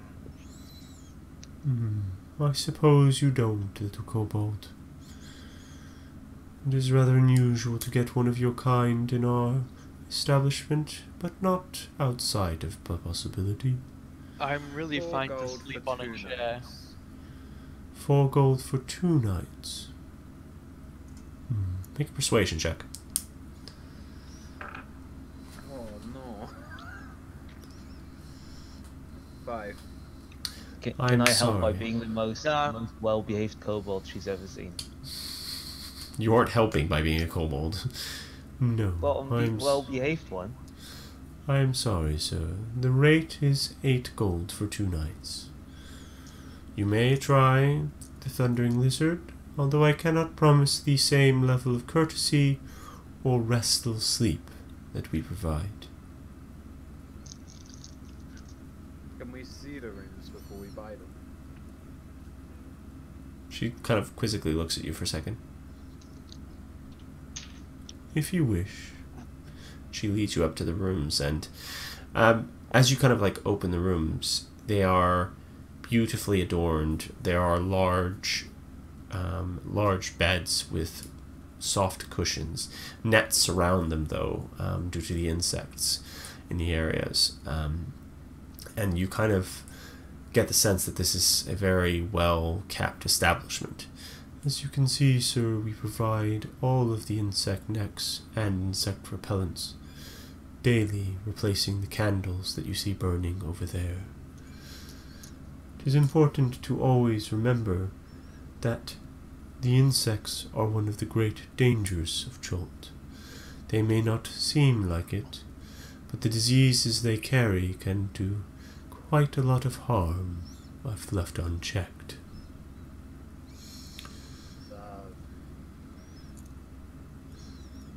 You know, I'm starting to feel like we weren't told the whole deal about this place. Okay, thank you. And they are beautiful rooms. Yes. Will you be staying with us then? I look at everyone else. We could go and check out the other one. There's nothing stops us coming back. I may be Fully booked. not yet, sir, but it is only mid-afternoon. We tend to fill up quite quickly.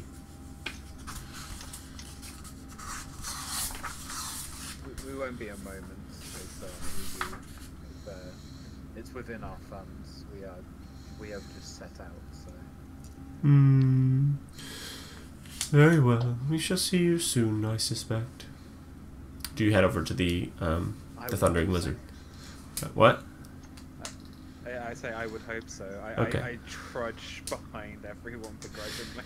Yeah. So the as you step out into the rain, you were nice and dry, and it was getting warm as you kind of like went into the room. Now it's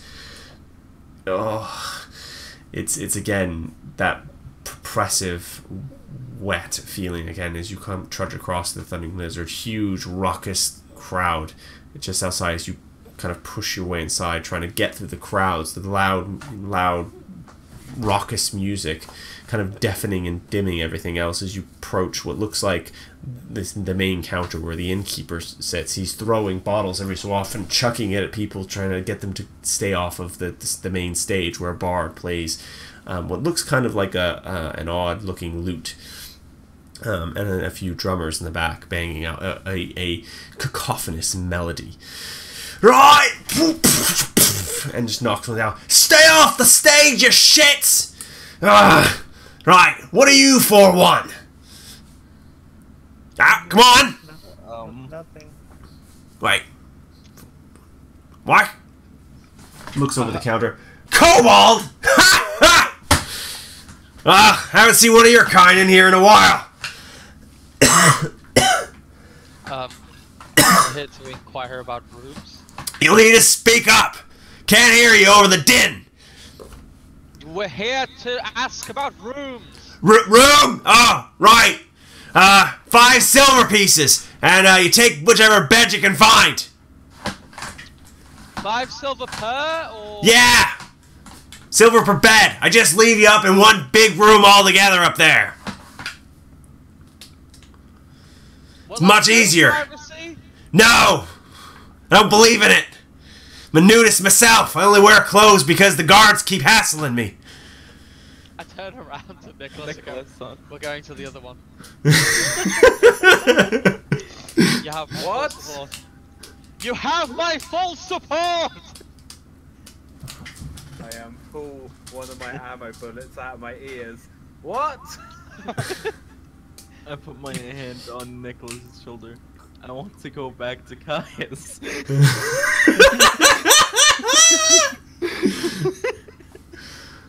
So you all turn around immediately. It's this common event like, nope. I cast guidance on. What did you say? I cast guidance. Yeah, who before that? Nothing. Who's okay? So you cast guidance and you leave.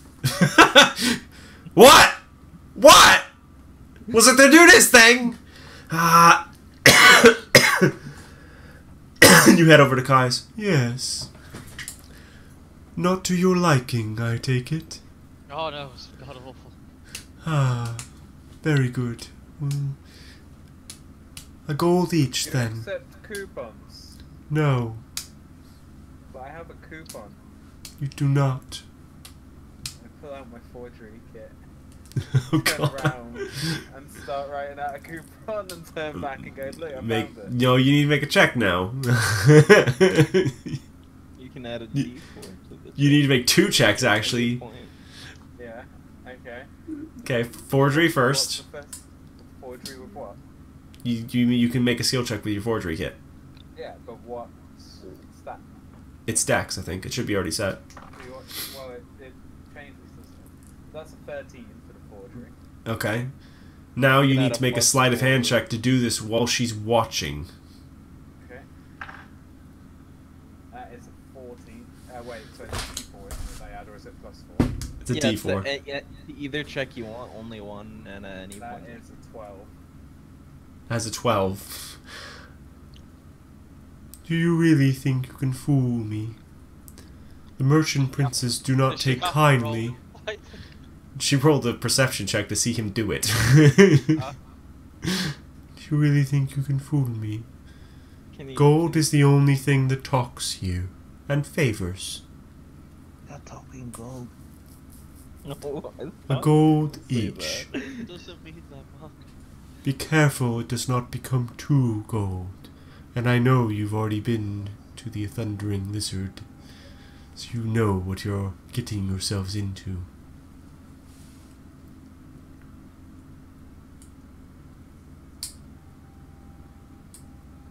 Do you pay her?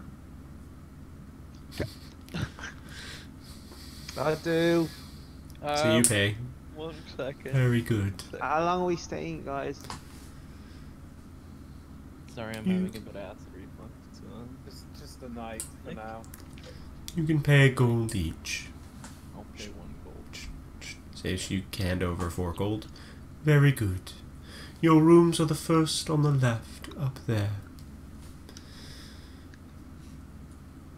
Have a pleasant dream.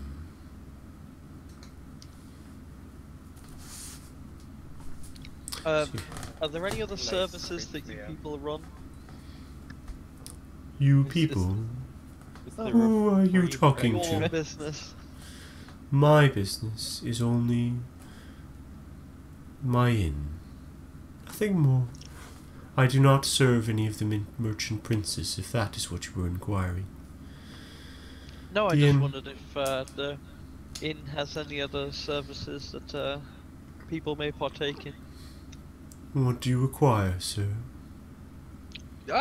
Anything really. Just I'm more If you just were looking for inquiring something sexual, I believe you would prefer the Thundering Lizard. No, nothing like that. No, nothing like that.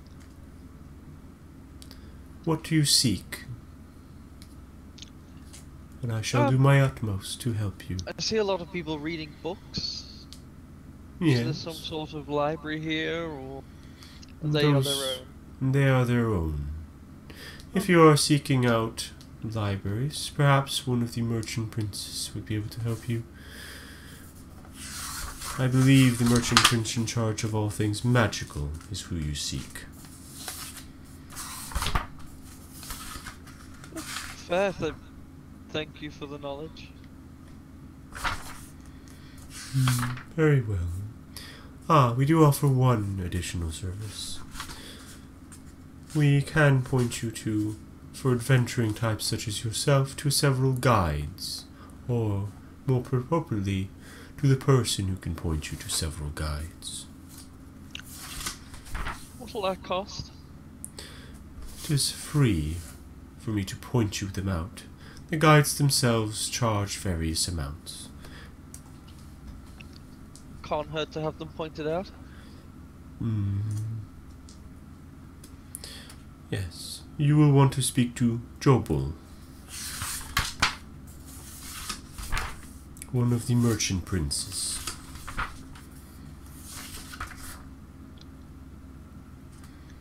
Well, very good. I suppose we'll head to our room, and I'll just look around everyone. I walk off to the room. Very good. I So you walk off to the through rooms. that conversation. So you walk off to the rooms. I'm quite tired. And you head into your rooms each. So Nicholas and Joseph, you head into your room. Mark and Idis, you head into your room. It is now getting late evening-ish. You've been out and about for quite a while now. The oppressive heat you're not used to. You're not used to just being in warmth. Nicholas, it's not affecting you as much because of your tiefling nature. Being resistant to fire gives you some reprieve from it, but it's still not something you're adjusting to it, as it were. I peel my outer clothes off. Yeah, they come off in a heap because of the rain and everything else. I spread it out on the floor and then place Let my it- gun on it and start doing kind of checks to see how the humidity's affected it. As you make a tinkering check, or I guess it's Thieves' Tools check for you. I have Tinker Tools Okay, so you just make a tinkering check. and I also have Boost Tools, but that is a 17. 17. As you look over your gun, it doesn't look like the immunity has managed to work its way into the gun barrel or anything. You'll have to kind of observe it for the next few days just to make sure everything's okay. Okay, so if you're just going to sleep, we'll go to the other guys. Are you guys just going to sleep as well? I'm gonna look to Mark just before he gets in bed. Let's go. I haven't seen magic the kind that you used on the boat to pull the barrel. Oh, that's not magic. You moved it without needing to do a thing. Yeah, I can do that. How? I can do How other is it things not too. magic.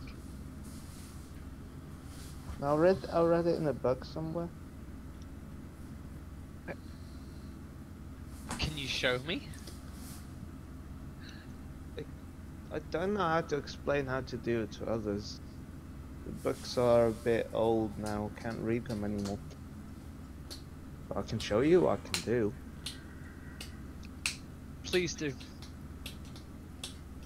Mark just sits up in his bed and looks around the room for something.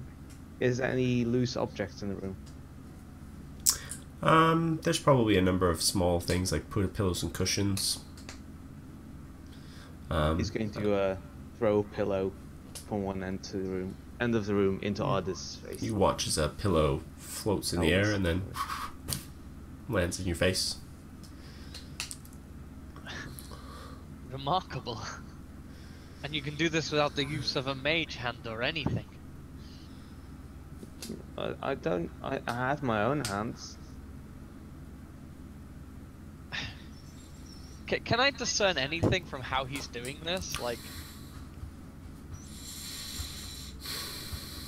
Make an intelligence check.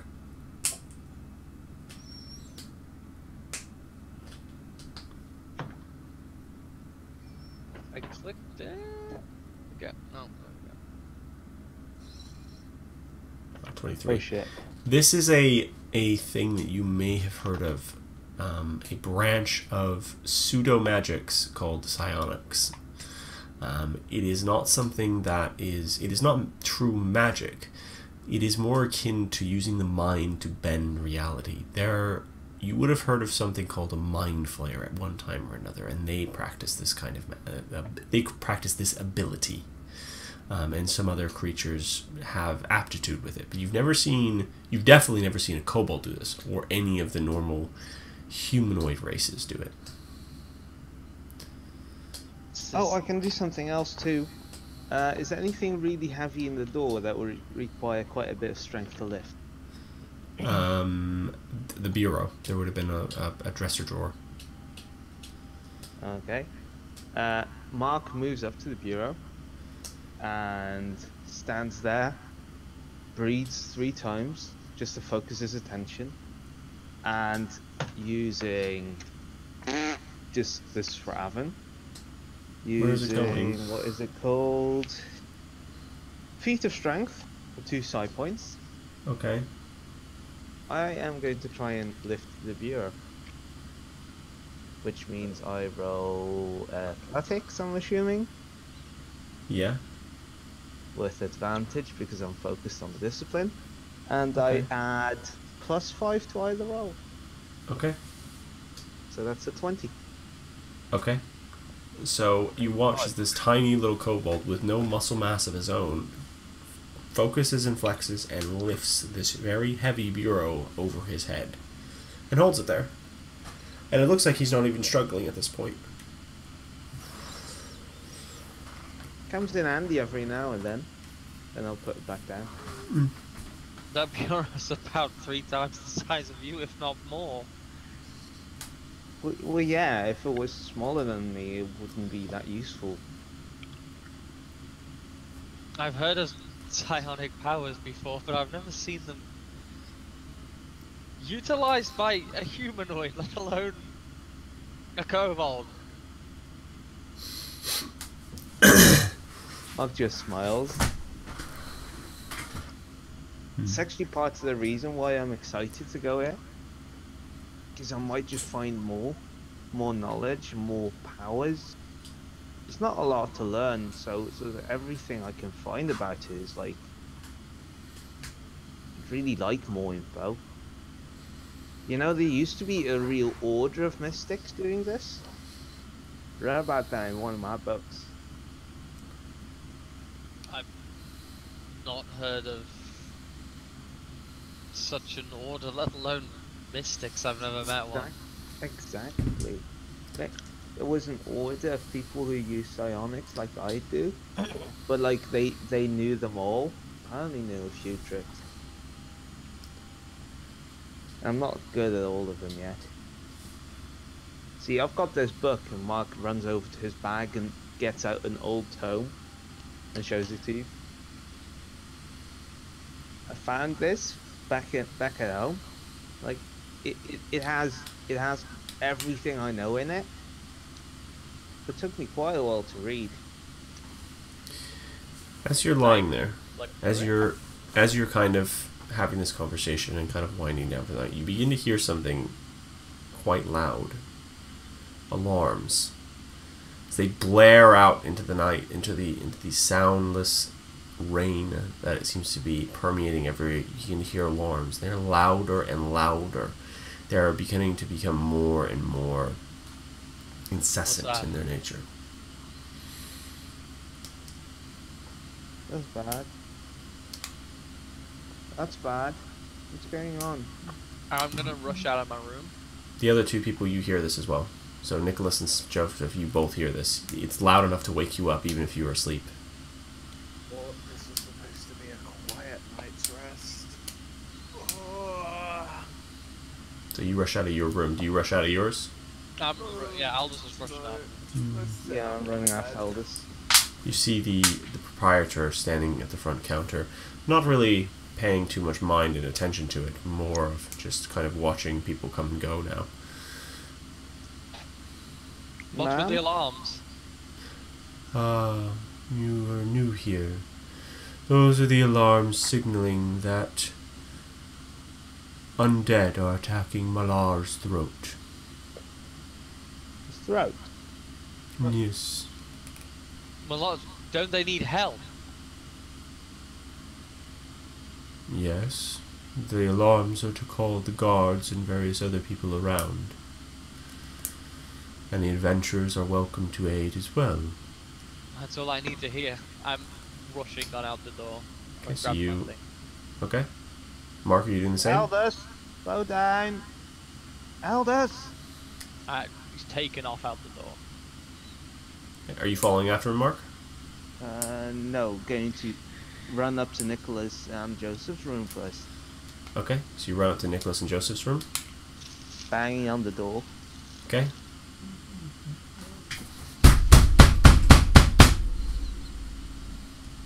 I don't know what a kobold knocking on a door sounds like.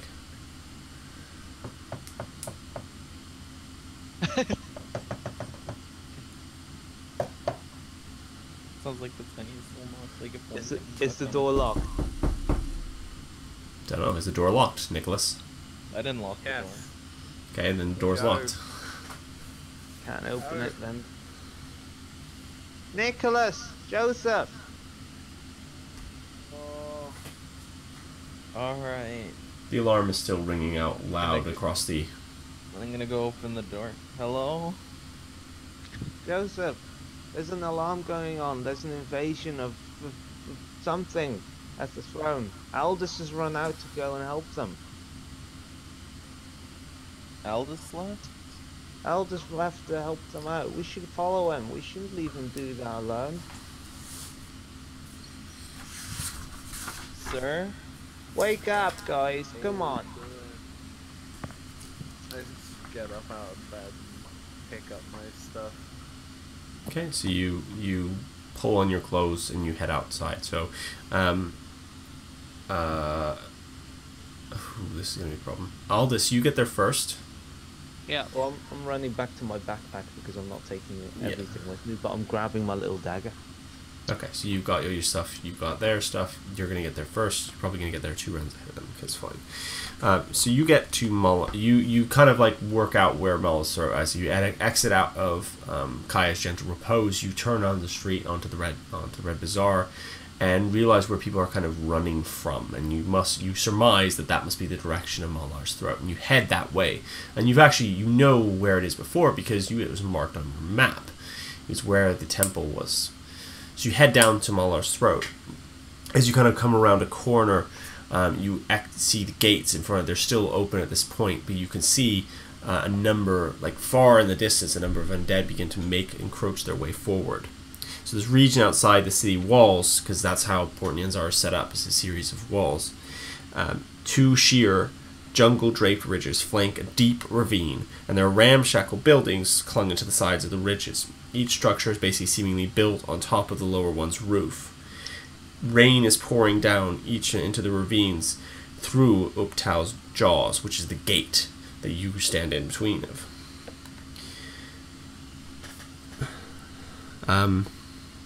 There are 4 bridges of rope and bamboo that hang above the ravine. Some of them are 200 feet long or longer and sway 100 feet above the ground, terrifying anyone who happens to be on them.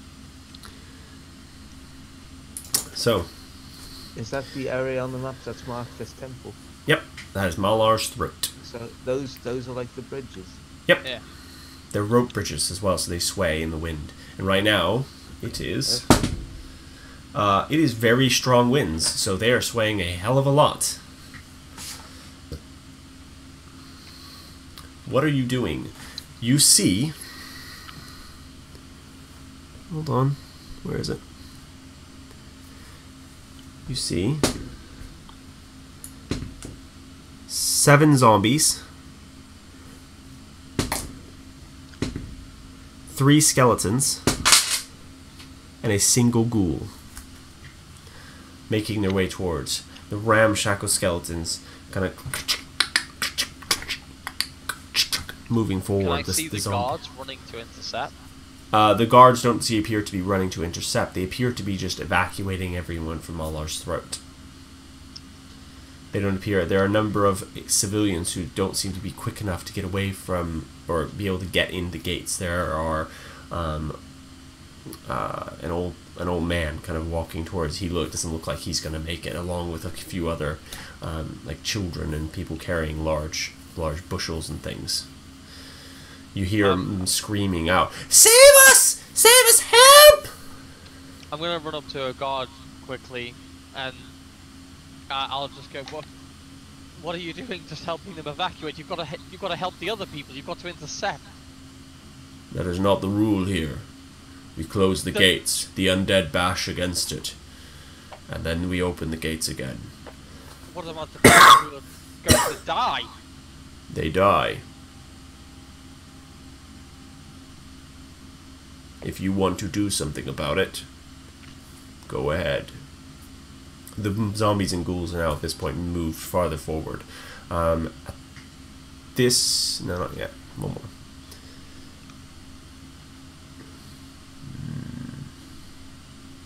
What are you doing? Quickly.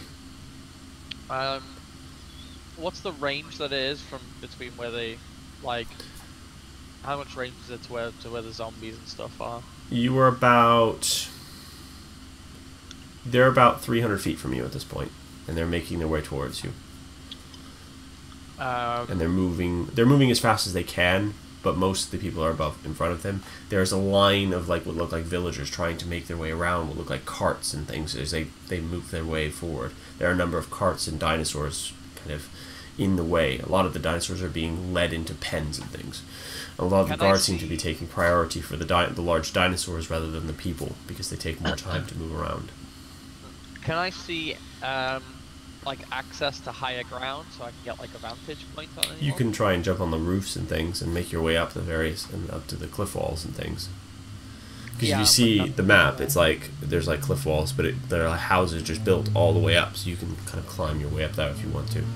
Yeah, I'm going to attempt to do that. Yeah. Okay, make an athletics check.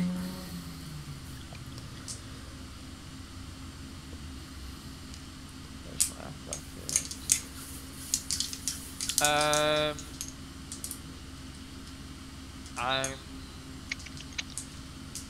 I'll try and go for it. No. You try to scramble up the roof. The two guards are kind of look at you over as they snicker as you go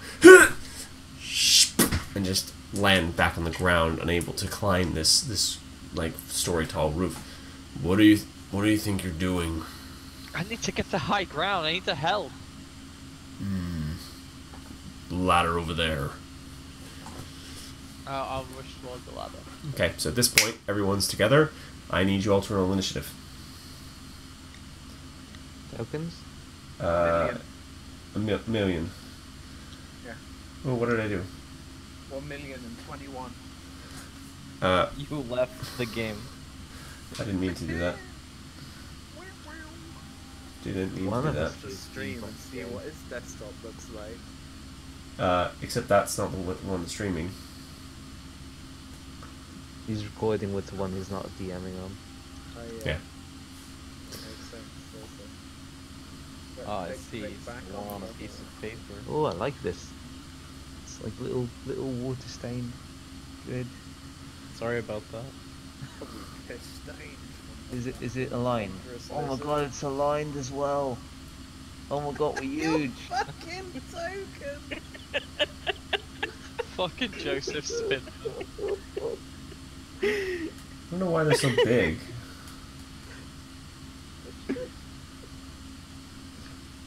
Yours is even bigger, which is great.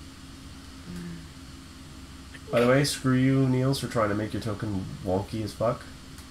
What? Why can't he make his custom token? How do you mean wonky as fuck? Because you were trying to I make gave you that. the website I used, and I gave Yeah. you the full portrait. Yeah, but then you made that weird shaped thing. On my Okay. background. It's not weird but shape. I It gave looks you like the a default guitar picture pick. anyway. So you guys are here. He is there, and I need to pull in some skeletons. How you doing? So where's the gate? Is this like the gate? Yeah, that's like the gate, because he's over here actually. It's like buildings then. By the I've always gate. felt like I thought they were- Roll20 look like parrots. I thought they were Well, 300 feet away. They are. I love how they slowly inch away. We're coming for you. Yeah, just give us a minute. Places, people. Like we rehearsed. Kill the women and children first.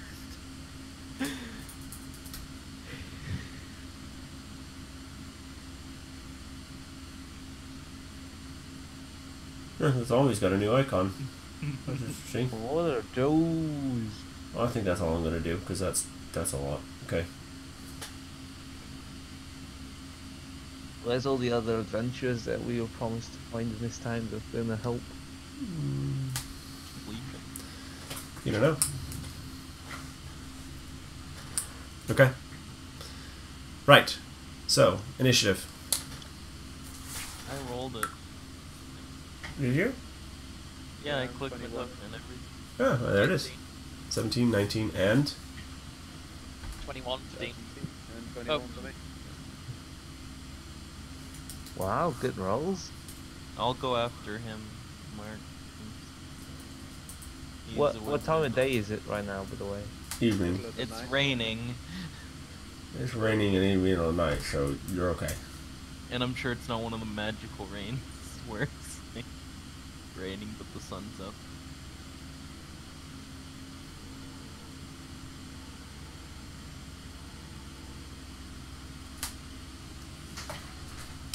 Cool. Right. So, first up. Oh, need to just do this. Sending is Nicholas. So you just arrived at the gate, kind of running through various things. And I can see them, yeah? Yep. Make a perception gates check, are open. actually. Yep.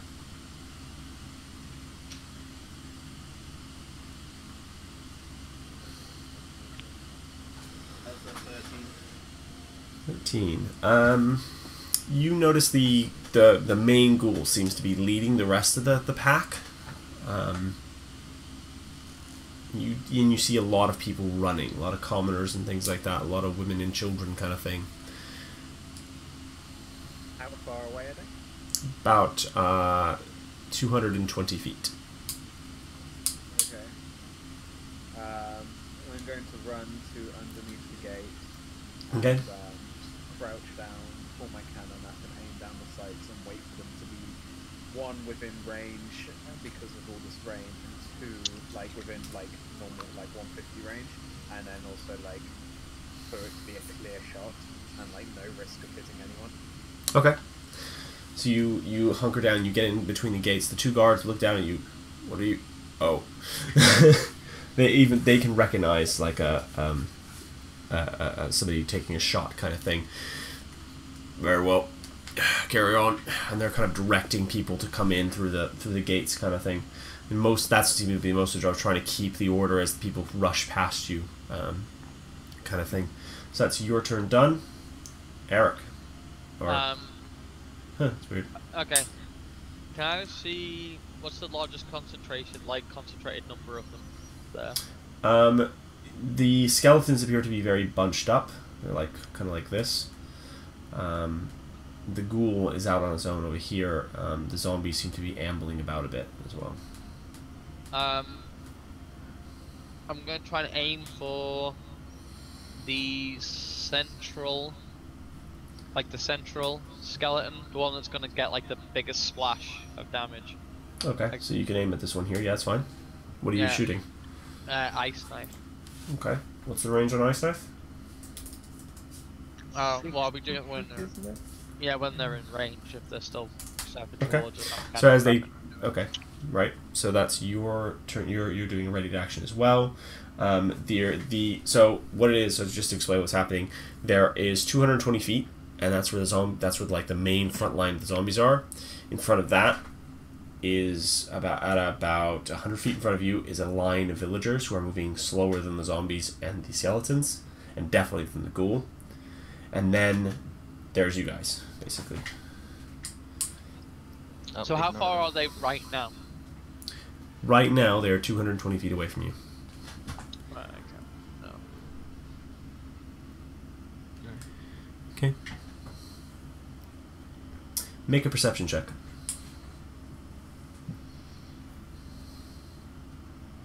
Am I still like trying to climb? I'm climbing up the ladder, right? I'm on the. Oh, yeah. But you can still make a perception check. Perception. Nope. Nope. You don't notice anything. Cool. Mark. There's all these villagers rushing towards us. Yes. I'm going to dash through and just tell them to run on. Encourage the villagers to run fast. Make a persuasion check.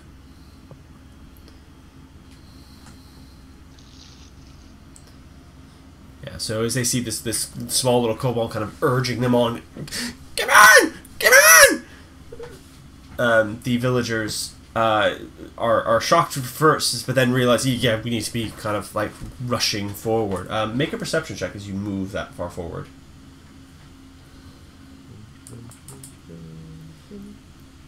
Off to your side, the temple that you were pointed at before, you notice that a number of people are trapped inside of it. In the temple, outside yeah. the gate. Yeah, so on your side of the gate, there are a number of people trapped inside a temple. They look like like a number of the zombies and the undead are breaking off to kind of head that way. How far away from me is that?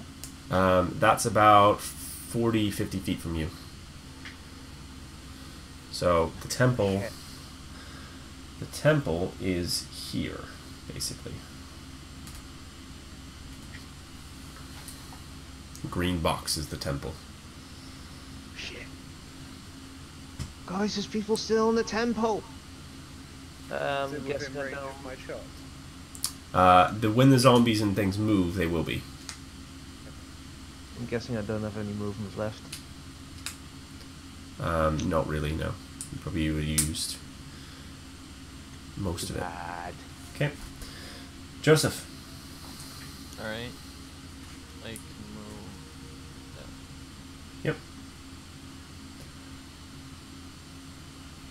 Cool.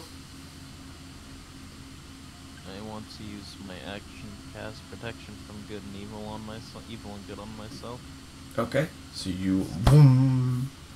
A technique I learned to protect myself from fire.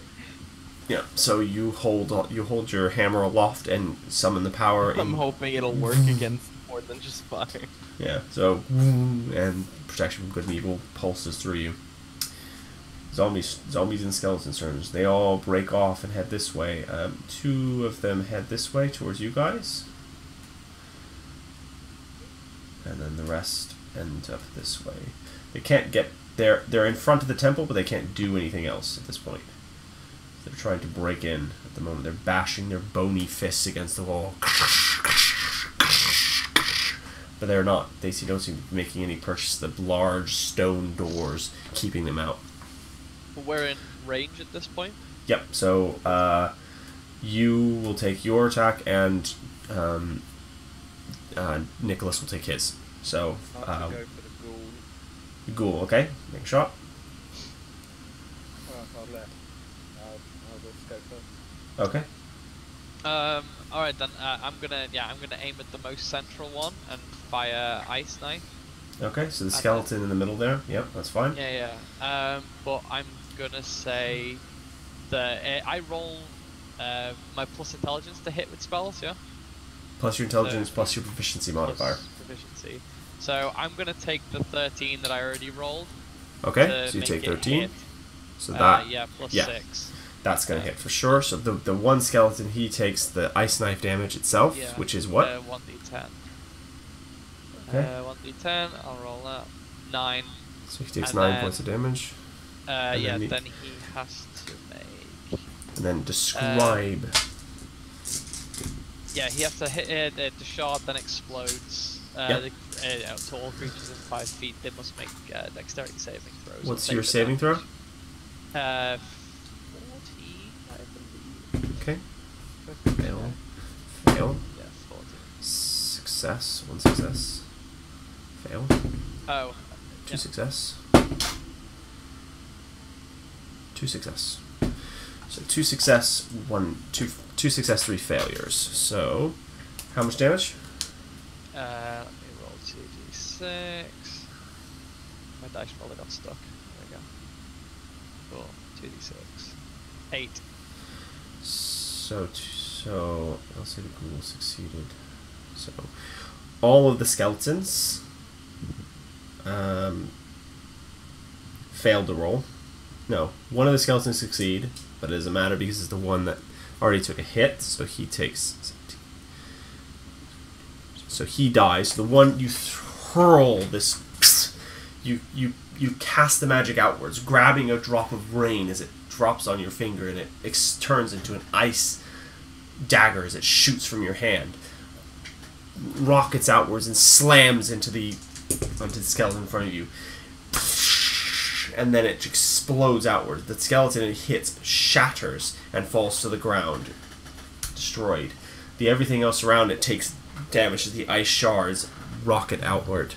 So they all take 8 damage. The ghoul takes 4.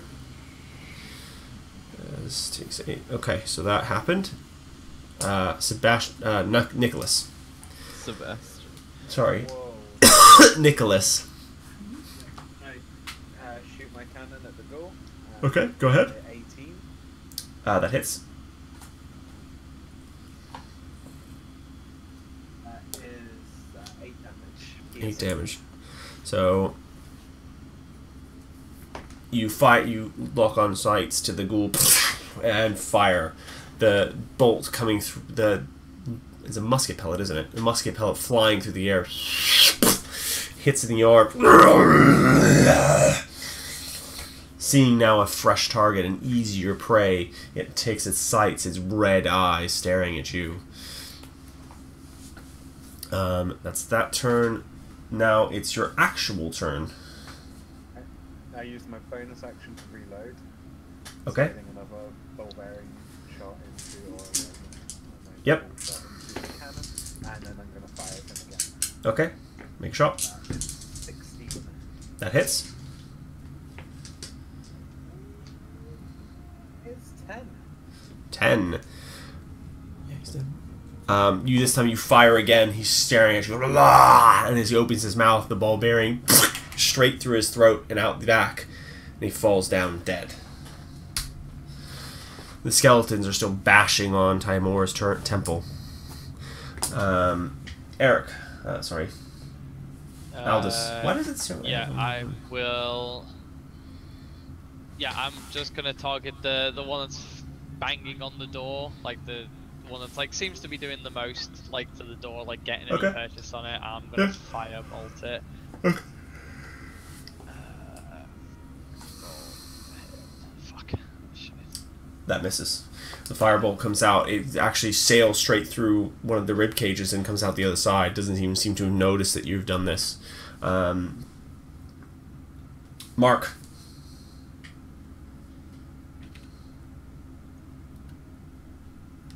You've muted your mic. I have muted my mic, thank you. Mark only took his dagger with him, right? That's what you said. Oh, silly thing to do for Mark. Are these lucky ghouls charm, as man. close as they see? Yes, now they are. They are. Everything's correct. Those are zombies, not ghouls, by the way.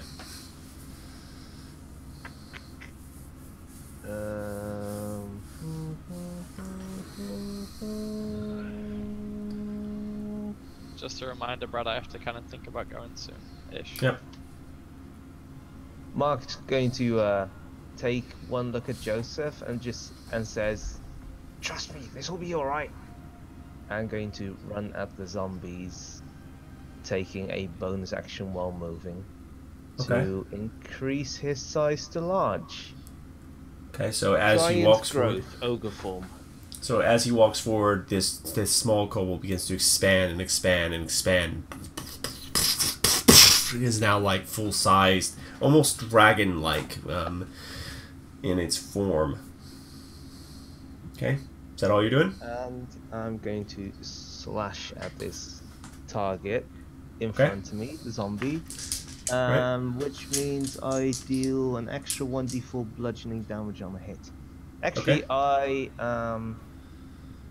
of my reach is increased, so I don't have to move fully towards him, so I can stand over here and do it. Okay. I'm large, so how does that equate? You're actually large. Yep, my size becomes large. You're that size. Right, then I will attack with this thing. And Miss. that is not good. No, you miss completely. Let me see what it does. As you go to stab into him, you jump up in the air and kind of bring the dagger down as it buries itself into the ground. The muddy, you're kind of stuck now in the ground. As you hold onto this dagger in the ground at your feet. Joseph, it's your turn. You just saw this giant kobold go running past you. Alright, I'm gonna run over here. Okay. I'm gonna swing my hammer in an arc just in front of me and shout at the undead, get away, stay away from this sound. Okay. Stay away from the cinema. Okay, what are you doing? I'm using Channel Divinity, turn undead, and it should hit all of those undead boys. Yes, everything's within 30 feet. They need. 12.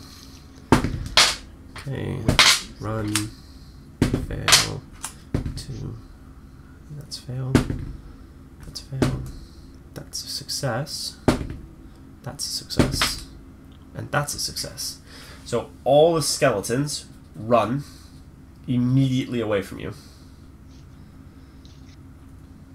I'm surprised They that begin that to- actually worked. They begin to run. The zombies don't seem to be affected at this time. Now, they move forward to attack the giant kobold. They see fresh meat. What's your armor class? My armor class is 17, right? Okay. So, first zombie tries to bash you but it just kind of bounces off your thick, scaly hide. The second one does the same. The third one's the same. So all three are just kind of like trying to claw at you. You're dodging some of it, and some of it's just like grazing off your armor. For all intents and purposes, these 4 are gone. It is now Nicholas's turn. Did he just turn into that? It looks so, sir. I am assuming that's him. Alright, I won't shoot him then. I reload and take a shot at just any of the zombies. Okay. The Go ahead. easiest one that's cleanest without Probably Probably the top one, that or the top is one at the bottom. 13. That still hits. Getting lower and lower. Oh, and I'm getting worse in my damage rolls. Oh, dead roll. Hold on. the mist from the rain is affecting your guns, sir. That is 5 total. Okay. So he takes 5 damage. So the pellet rockets outwards, bedding itself into the thing's chest. It lurches back and then just and goes after the kobold again. That's your turn. Done. Eric. Aldous. Yeah. Okay. Okay. What can I do? Let's have a look. Call me a Um, more like a paladin. If I use that, I'm gonna hit. House knife hits friendlies, doesn't it? It does indeed. I'm just gonna use firebolt Okay. on the one that I can get vision of. Okay. Which is that top one, yep. That hits. Go roll damage. 7. Okay, so the firebolt, as it streaks through the air, a puff of smoke burning as it as it goes forward, steam rising off of it. Rain. Yeah, and hits into the side of this zombie, burning its arm, leaving huge scorch marks. It's still up, but you wounded it. Mark. Alright, since the dagger's stuck in the ground, Mark has no other ways but to punch right now. But Mark does have more discipline to his advantage. If I hit the top zombie, can I, using a knockback attack, knock him into the other zombie? You can try. Like a sideward swing. Try. Shoving to the side is a roll. Try. Alright, then I will use knockback as a bonus action, spending 1 side point. Okay. On hit, this will force him to make a strength saving throw. Okay. Or be moved 10 feet. And for an unarmed attack, does that have a dexterity? For an unarmed attack, it's strength. Strength. What's your DC? My DC is a 12. Oh, 12. and a crit. You do 2 damage. I do No. 2 damage plus Everyone's I have proficient in extra unarmed. damage because I'm grown. Yeah. Yes, but you don't do 1d4, you do 1 damage. Yeah, No, plus I I thought do for- extra damage. Yeah. You don't double the Yeah, extra I do- damage. No, it's just on a hit though. It's not Yeah. because I'm big. Yeah. Oh, it's 1d4. It's 1d4 because I'm big right now. Plus Okay, so that's I 6, yeah. deal the knockback. So 6, 7, Even 8 the knockback damage. does damage. Okay. So what was the DC for the knockback? 12. Yeah, he makes it. So you bring this huge arm around, trying to kind of push him into the other one, and he kind of like the zombie seems to brace himself against you, and like you move him a little bit in the soft mud, but he resists and begins to latch onto your arm. Joseph, Yeah. it's your turn. Alright, give me a second. What about that zombie? Never mind, I guess that's... I'm gonna go here Okay. and try to hit him off of my companion's armor. Okay. Go ahead. My hand. Roll attack. That hits. Alright. 6 damage. So you go and crush into his head, and as you do so, he begins to crumple, and then as you pull the hammer out, his head spins 180 degrees, and he just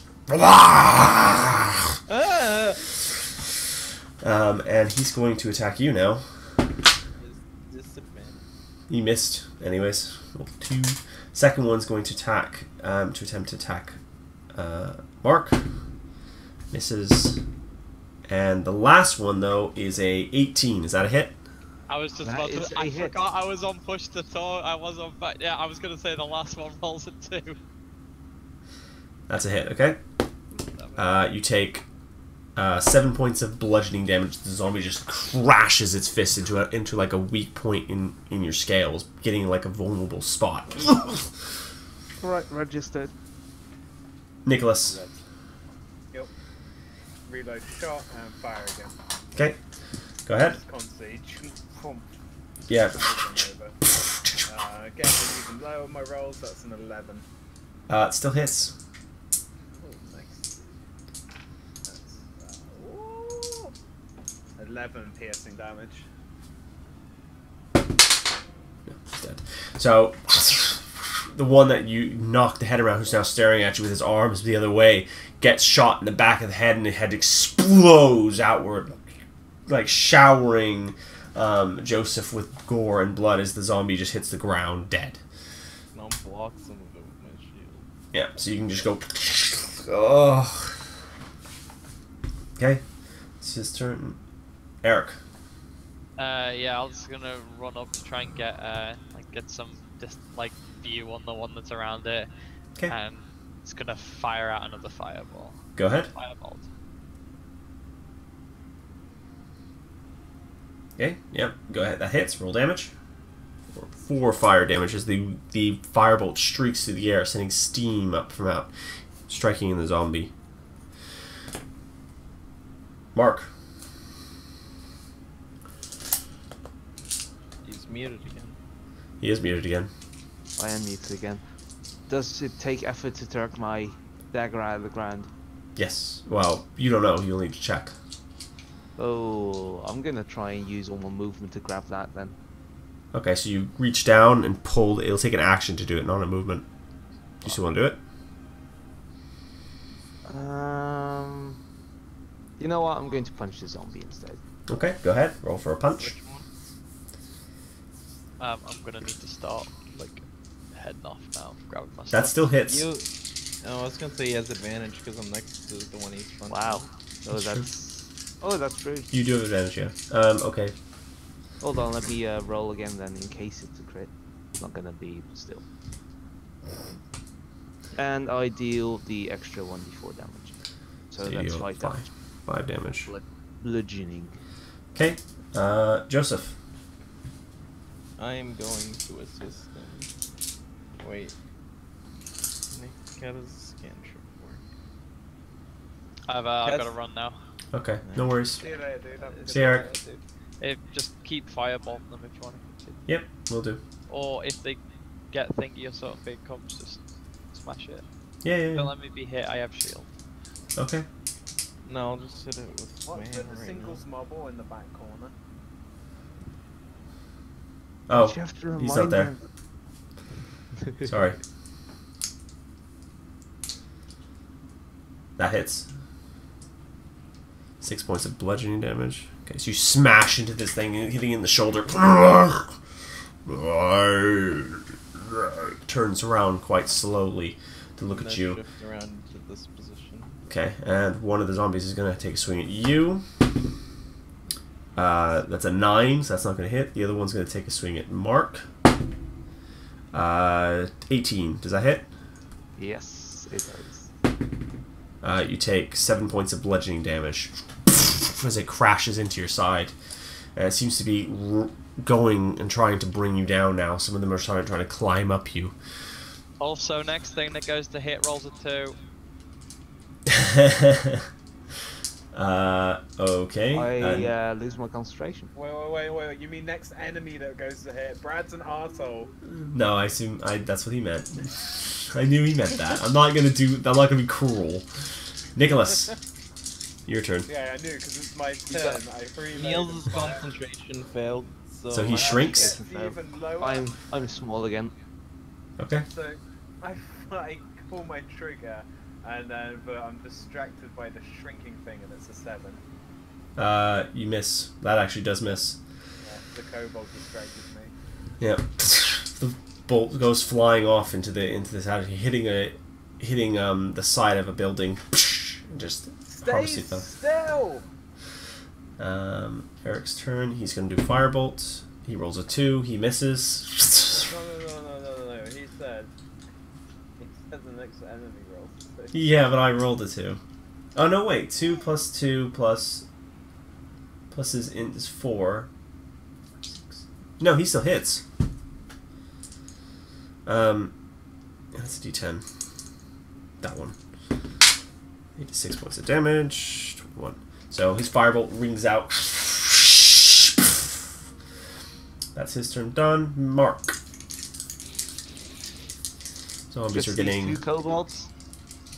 Yeah, the 2 kobolds. Zombies. Sorry. Shit, Yeah, two zombies. Um, They're 2 lizard people near each other. On the bright side, your knife shrank back down, so it should have been stuck now. I'm going to panic At and the just- distro? just fucking panic out, and the zombies around me will. This is that grovel, act and beg thing, by the way. Oh, Brad, okay. Okay, yeah. So Which next. means everyone has disadvantage on these zombies for next. Advantage. Like, until the end of my Advantage! Yeah, so everyone has advantage on these zombies until the next turn. I don't think I can do anything, I suppose. Probably not. Joseph, Yes. your turn. The 2 zombies are kind of like looking at this weird kobold cowering on the ground. I'm gonna gonna spin man my hammer and hit the one on my left. Okay. You're gonna spin in your hammer. Okay. Oh, advantage. Go roll for hit. You have advantage, yeah. That hits for sure. Roll damage. 6. Nope, you makes a save. So you crash into his ribs, and it's like, and he's like, and he like bends sideways, his legs still facing upwards, and just is still trying to attack. He's still trying to attack, actually, with his entire torso at a 90-degree angle from his legs.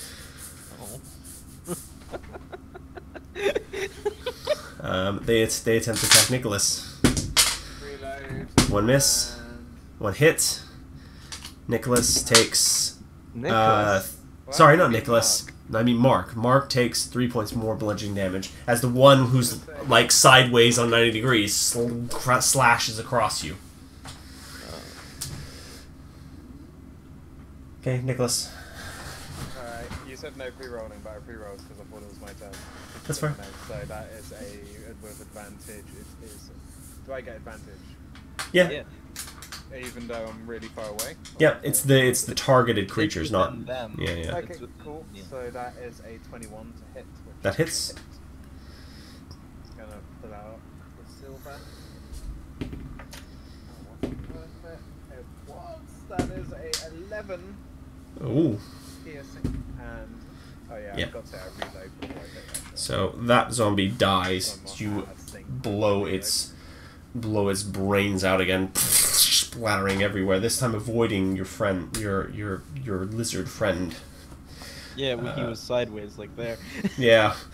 Eric's go. He hits. He takes firebolt, 4 points of damage. The firebolt rings out into the night sky and spams into the zombie. Mark. Did my dagger shrink down too? You look down. The dagger is shrunk down back to normal size. You reckon you can pull it out quite easily now. Yay! I'll pick up my dagger and swing it at the zombie. Okay.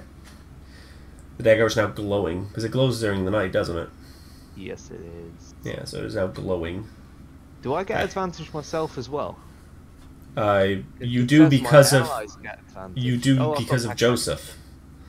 I've got pack tactics, yeah. Yep. So that hits. That's damage. Good. 7 damage. 11 points. Okay. So the dagger, you stab into a section of the zombie and carve a chunk of flesh out of this thing. Now it's Joseph's turn.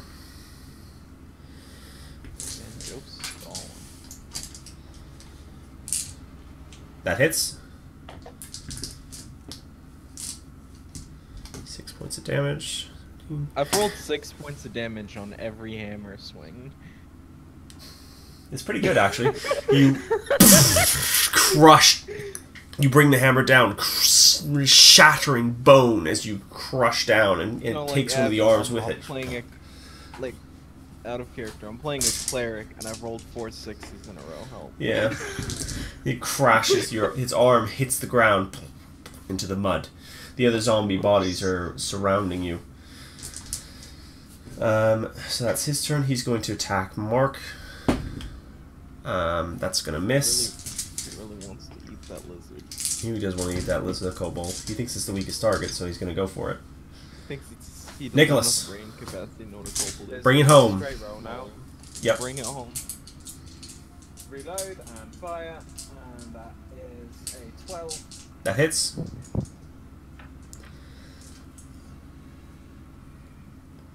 That is another 11.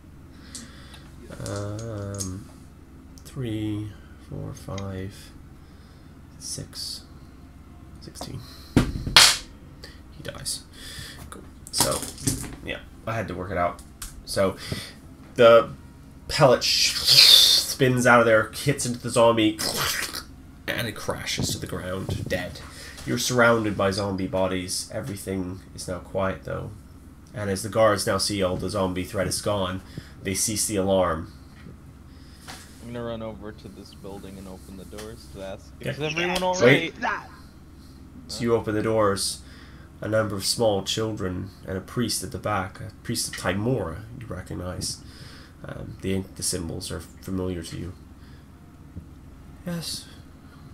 Thank you. We are fine. It is wonderful that you came to help us. Meanwhile, Jack's rushing. Oh, sorry, Mark's rushing up as well, but touching himself and Did you taking a almost deep call breath in yourself the process. Jack? Yeah, I know. I want to run over to the zombie corpses. And using psionic restoration, I'll heal myself. Go Okay. for a massive 2 down. Oh, I was gonna say, actually, since Eric left, should we call it soon? Because I know he I was- wanted to go to this church. Yeah, I was going to call it right there. So you've just opened the I doors. just want to do something with the Sure. zombie bodies. That's fair. What do you want to do? Take the, I heave up my gun and then press it against the most complete one, searing it with the hot end of the rifle. Okay. And just utter, may you find solace in the eternal plains. As I sear it and I call off the end of my gun. Do you say this loudly enough? Yeah. Okay, so the 2 guards kind of watch you do this, and they're looking. It won't matter. They have been long, long undead. Before gods. These are the remnants of Rasnisi.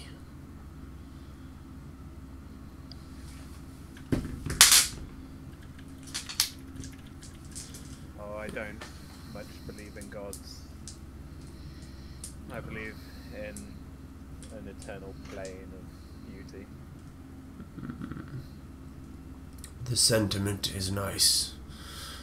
But these creatures do not deserve sentiment. They gave themselves willingly to him. Who, Razini? Rasnisi. R-A-S... R-A-S-N-S-I. I've got Rasnisi written down, but I read it. I put Razini. Ramneezy. Rasnisi. And that's where we'll call it. Oh, yeah, cool, Pleasure. man.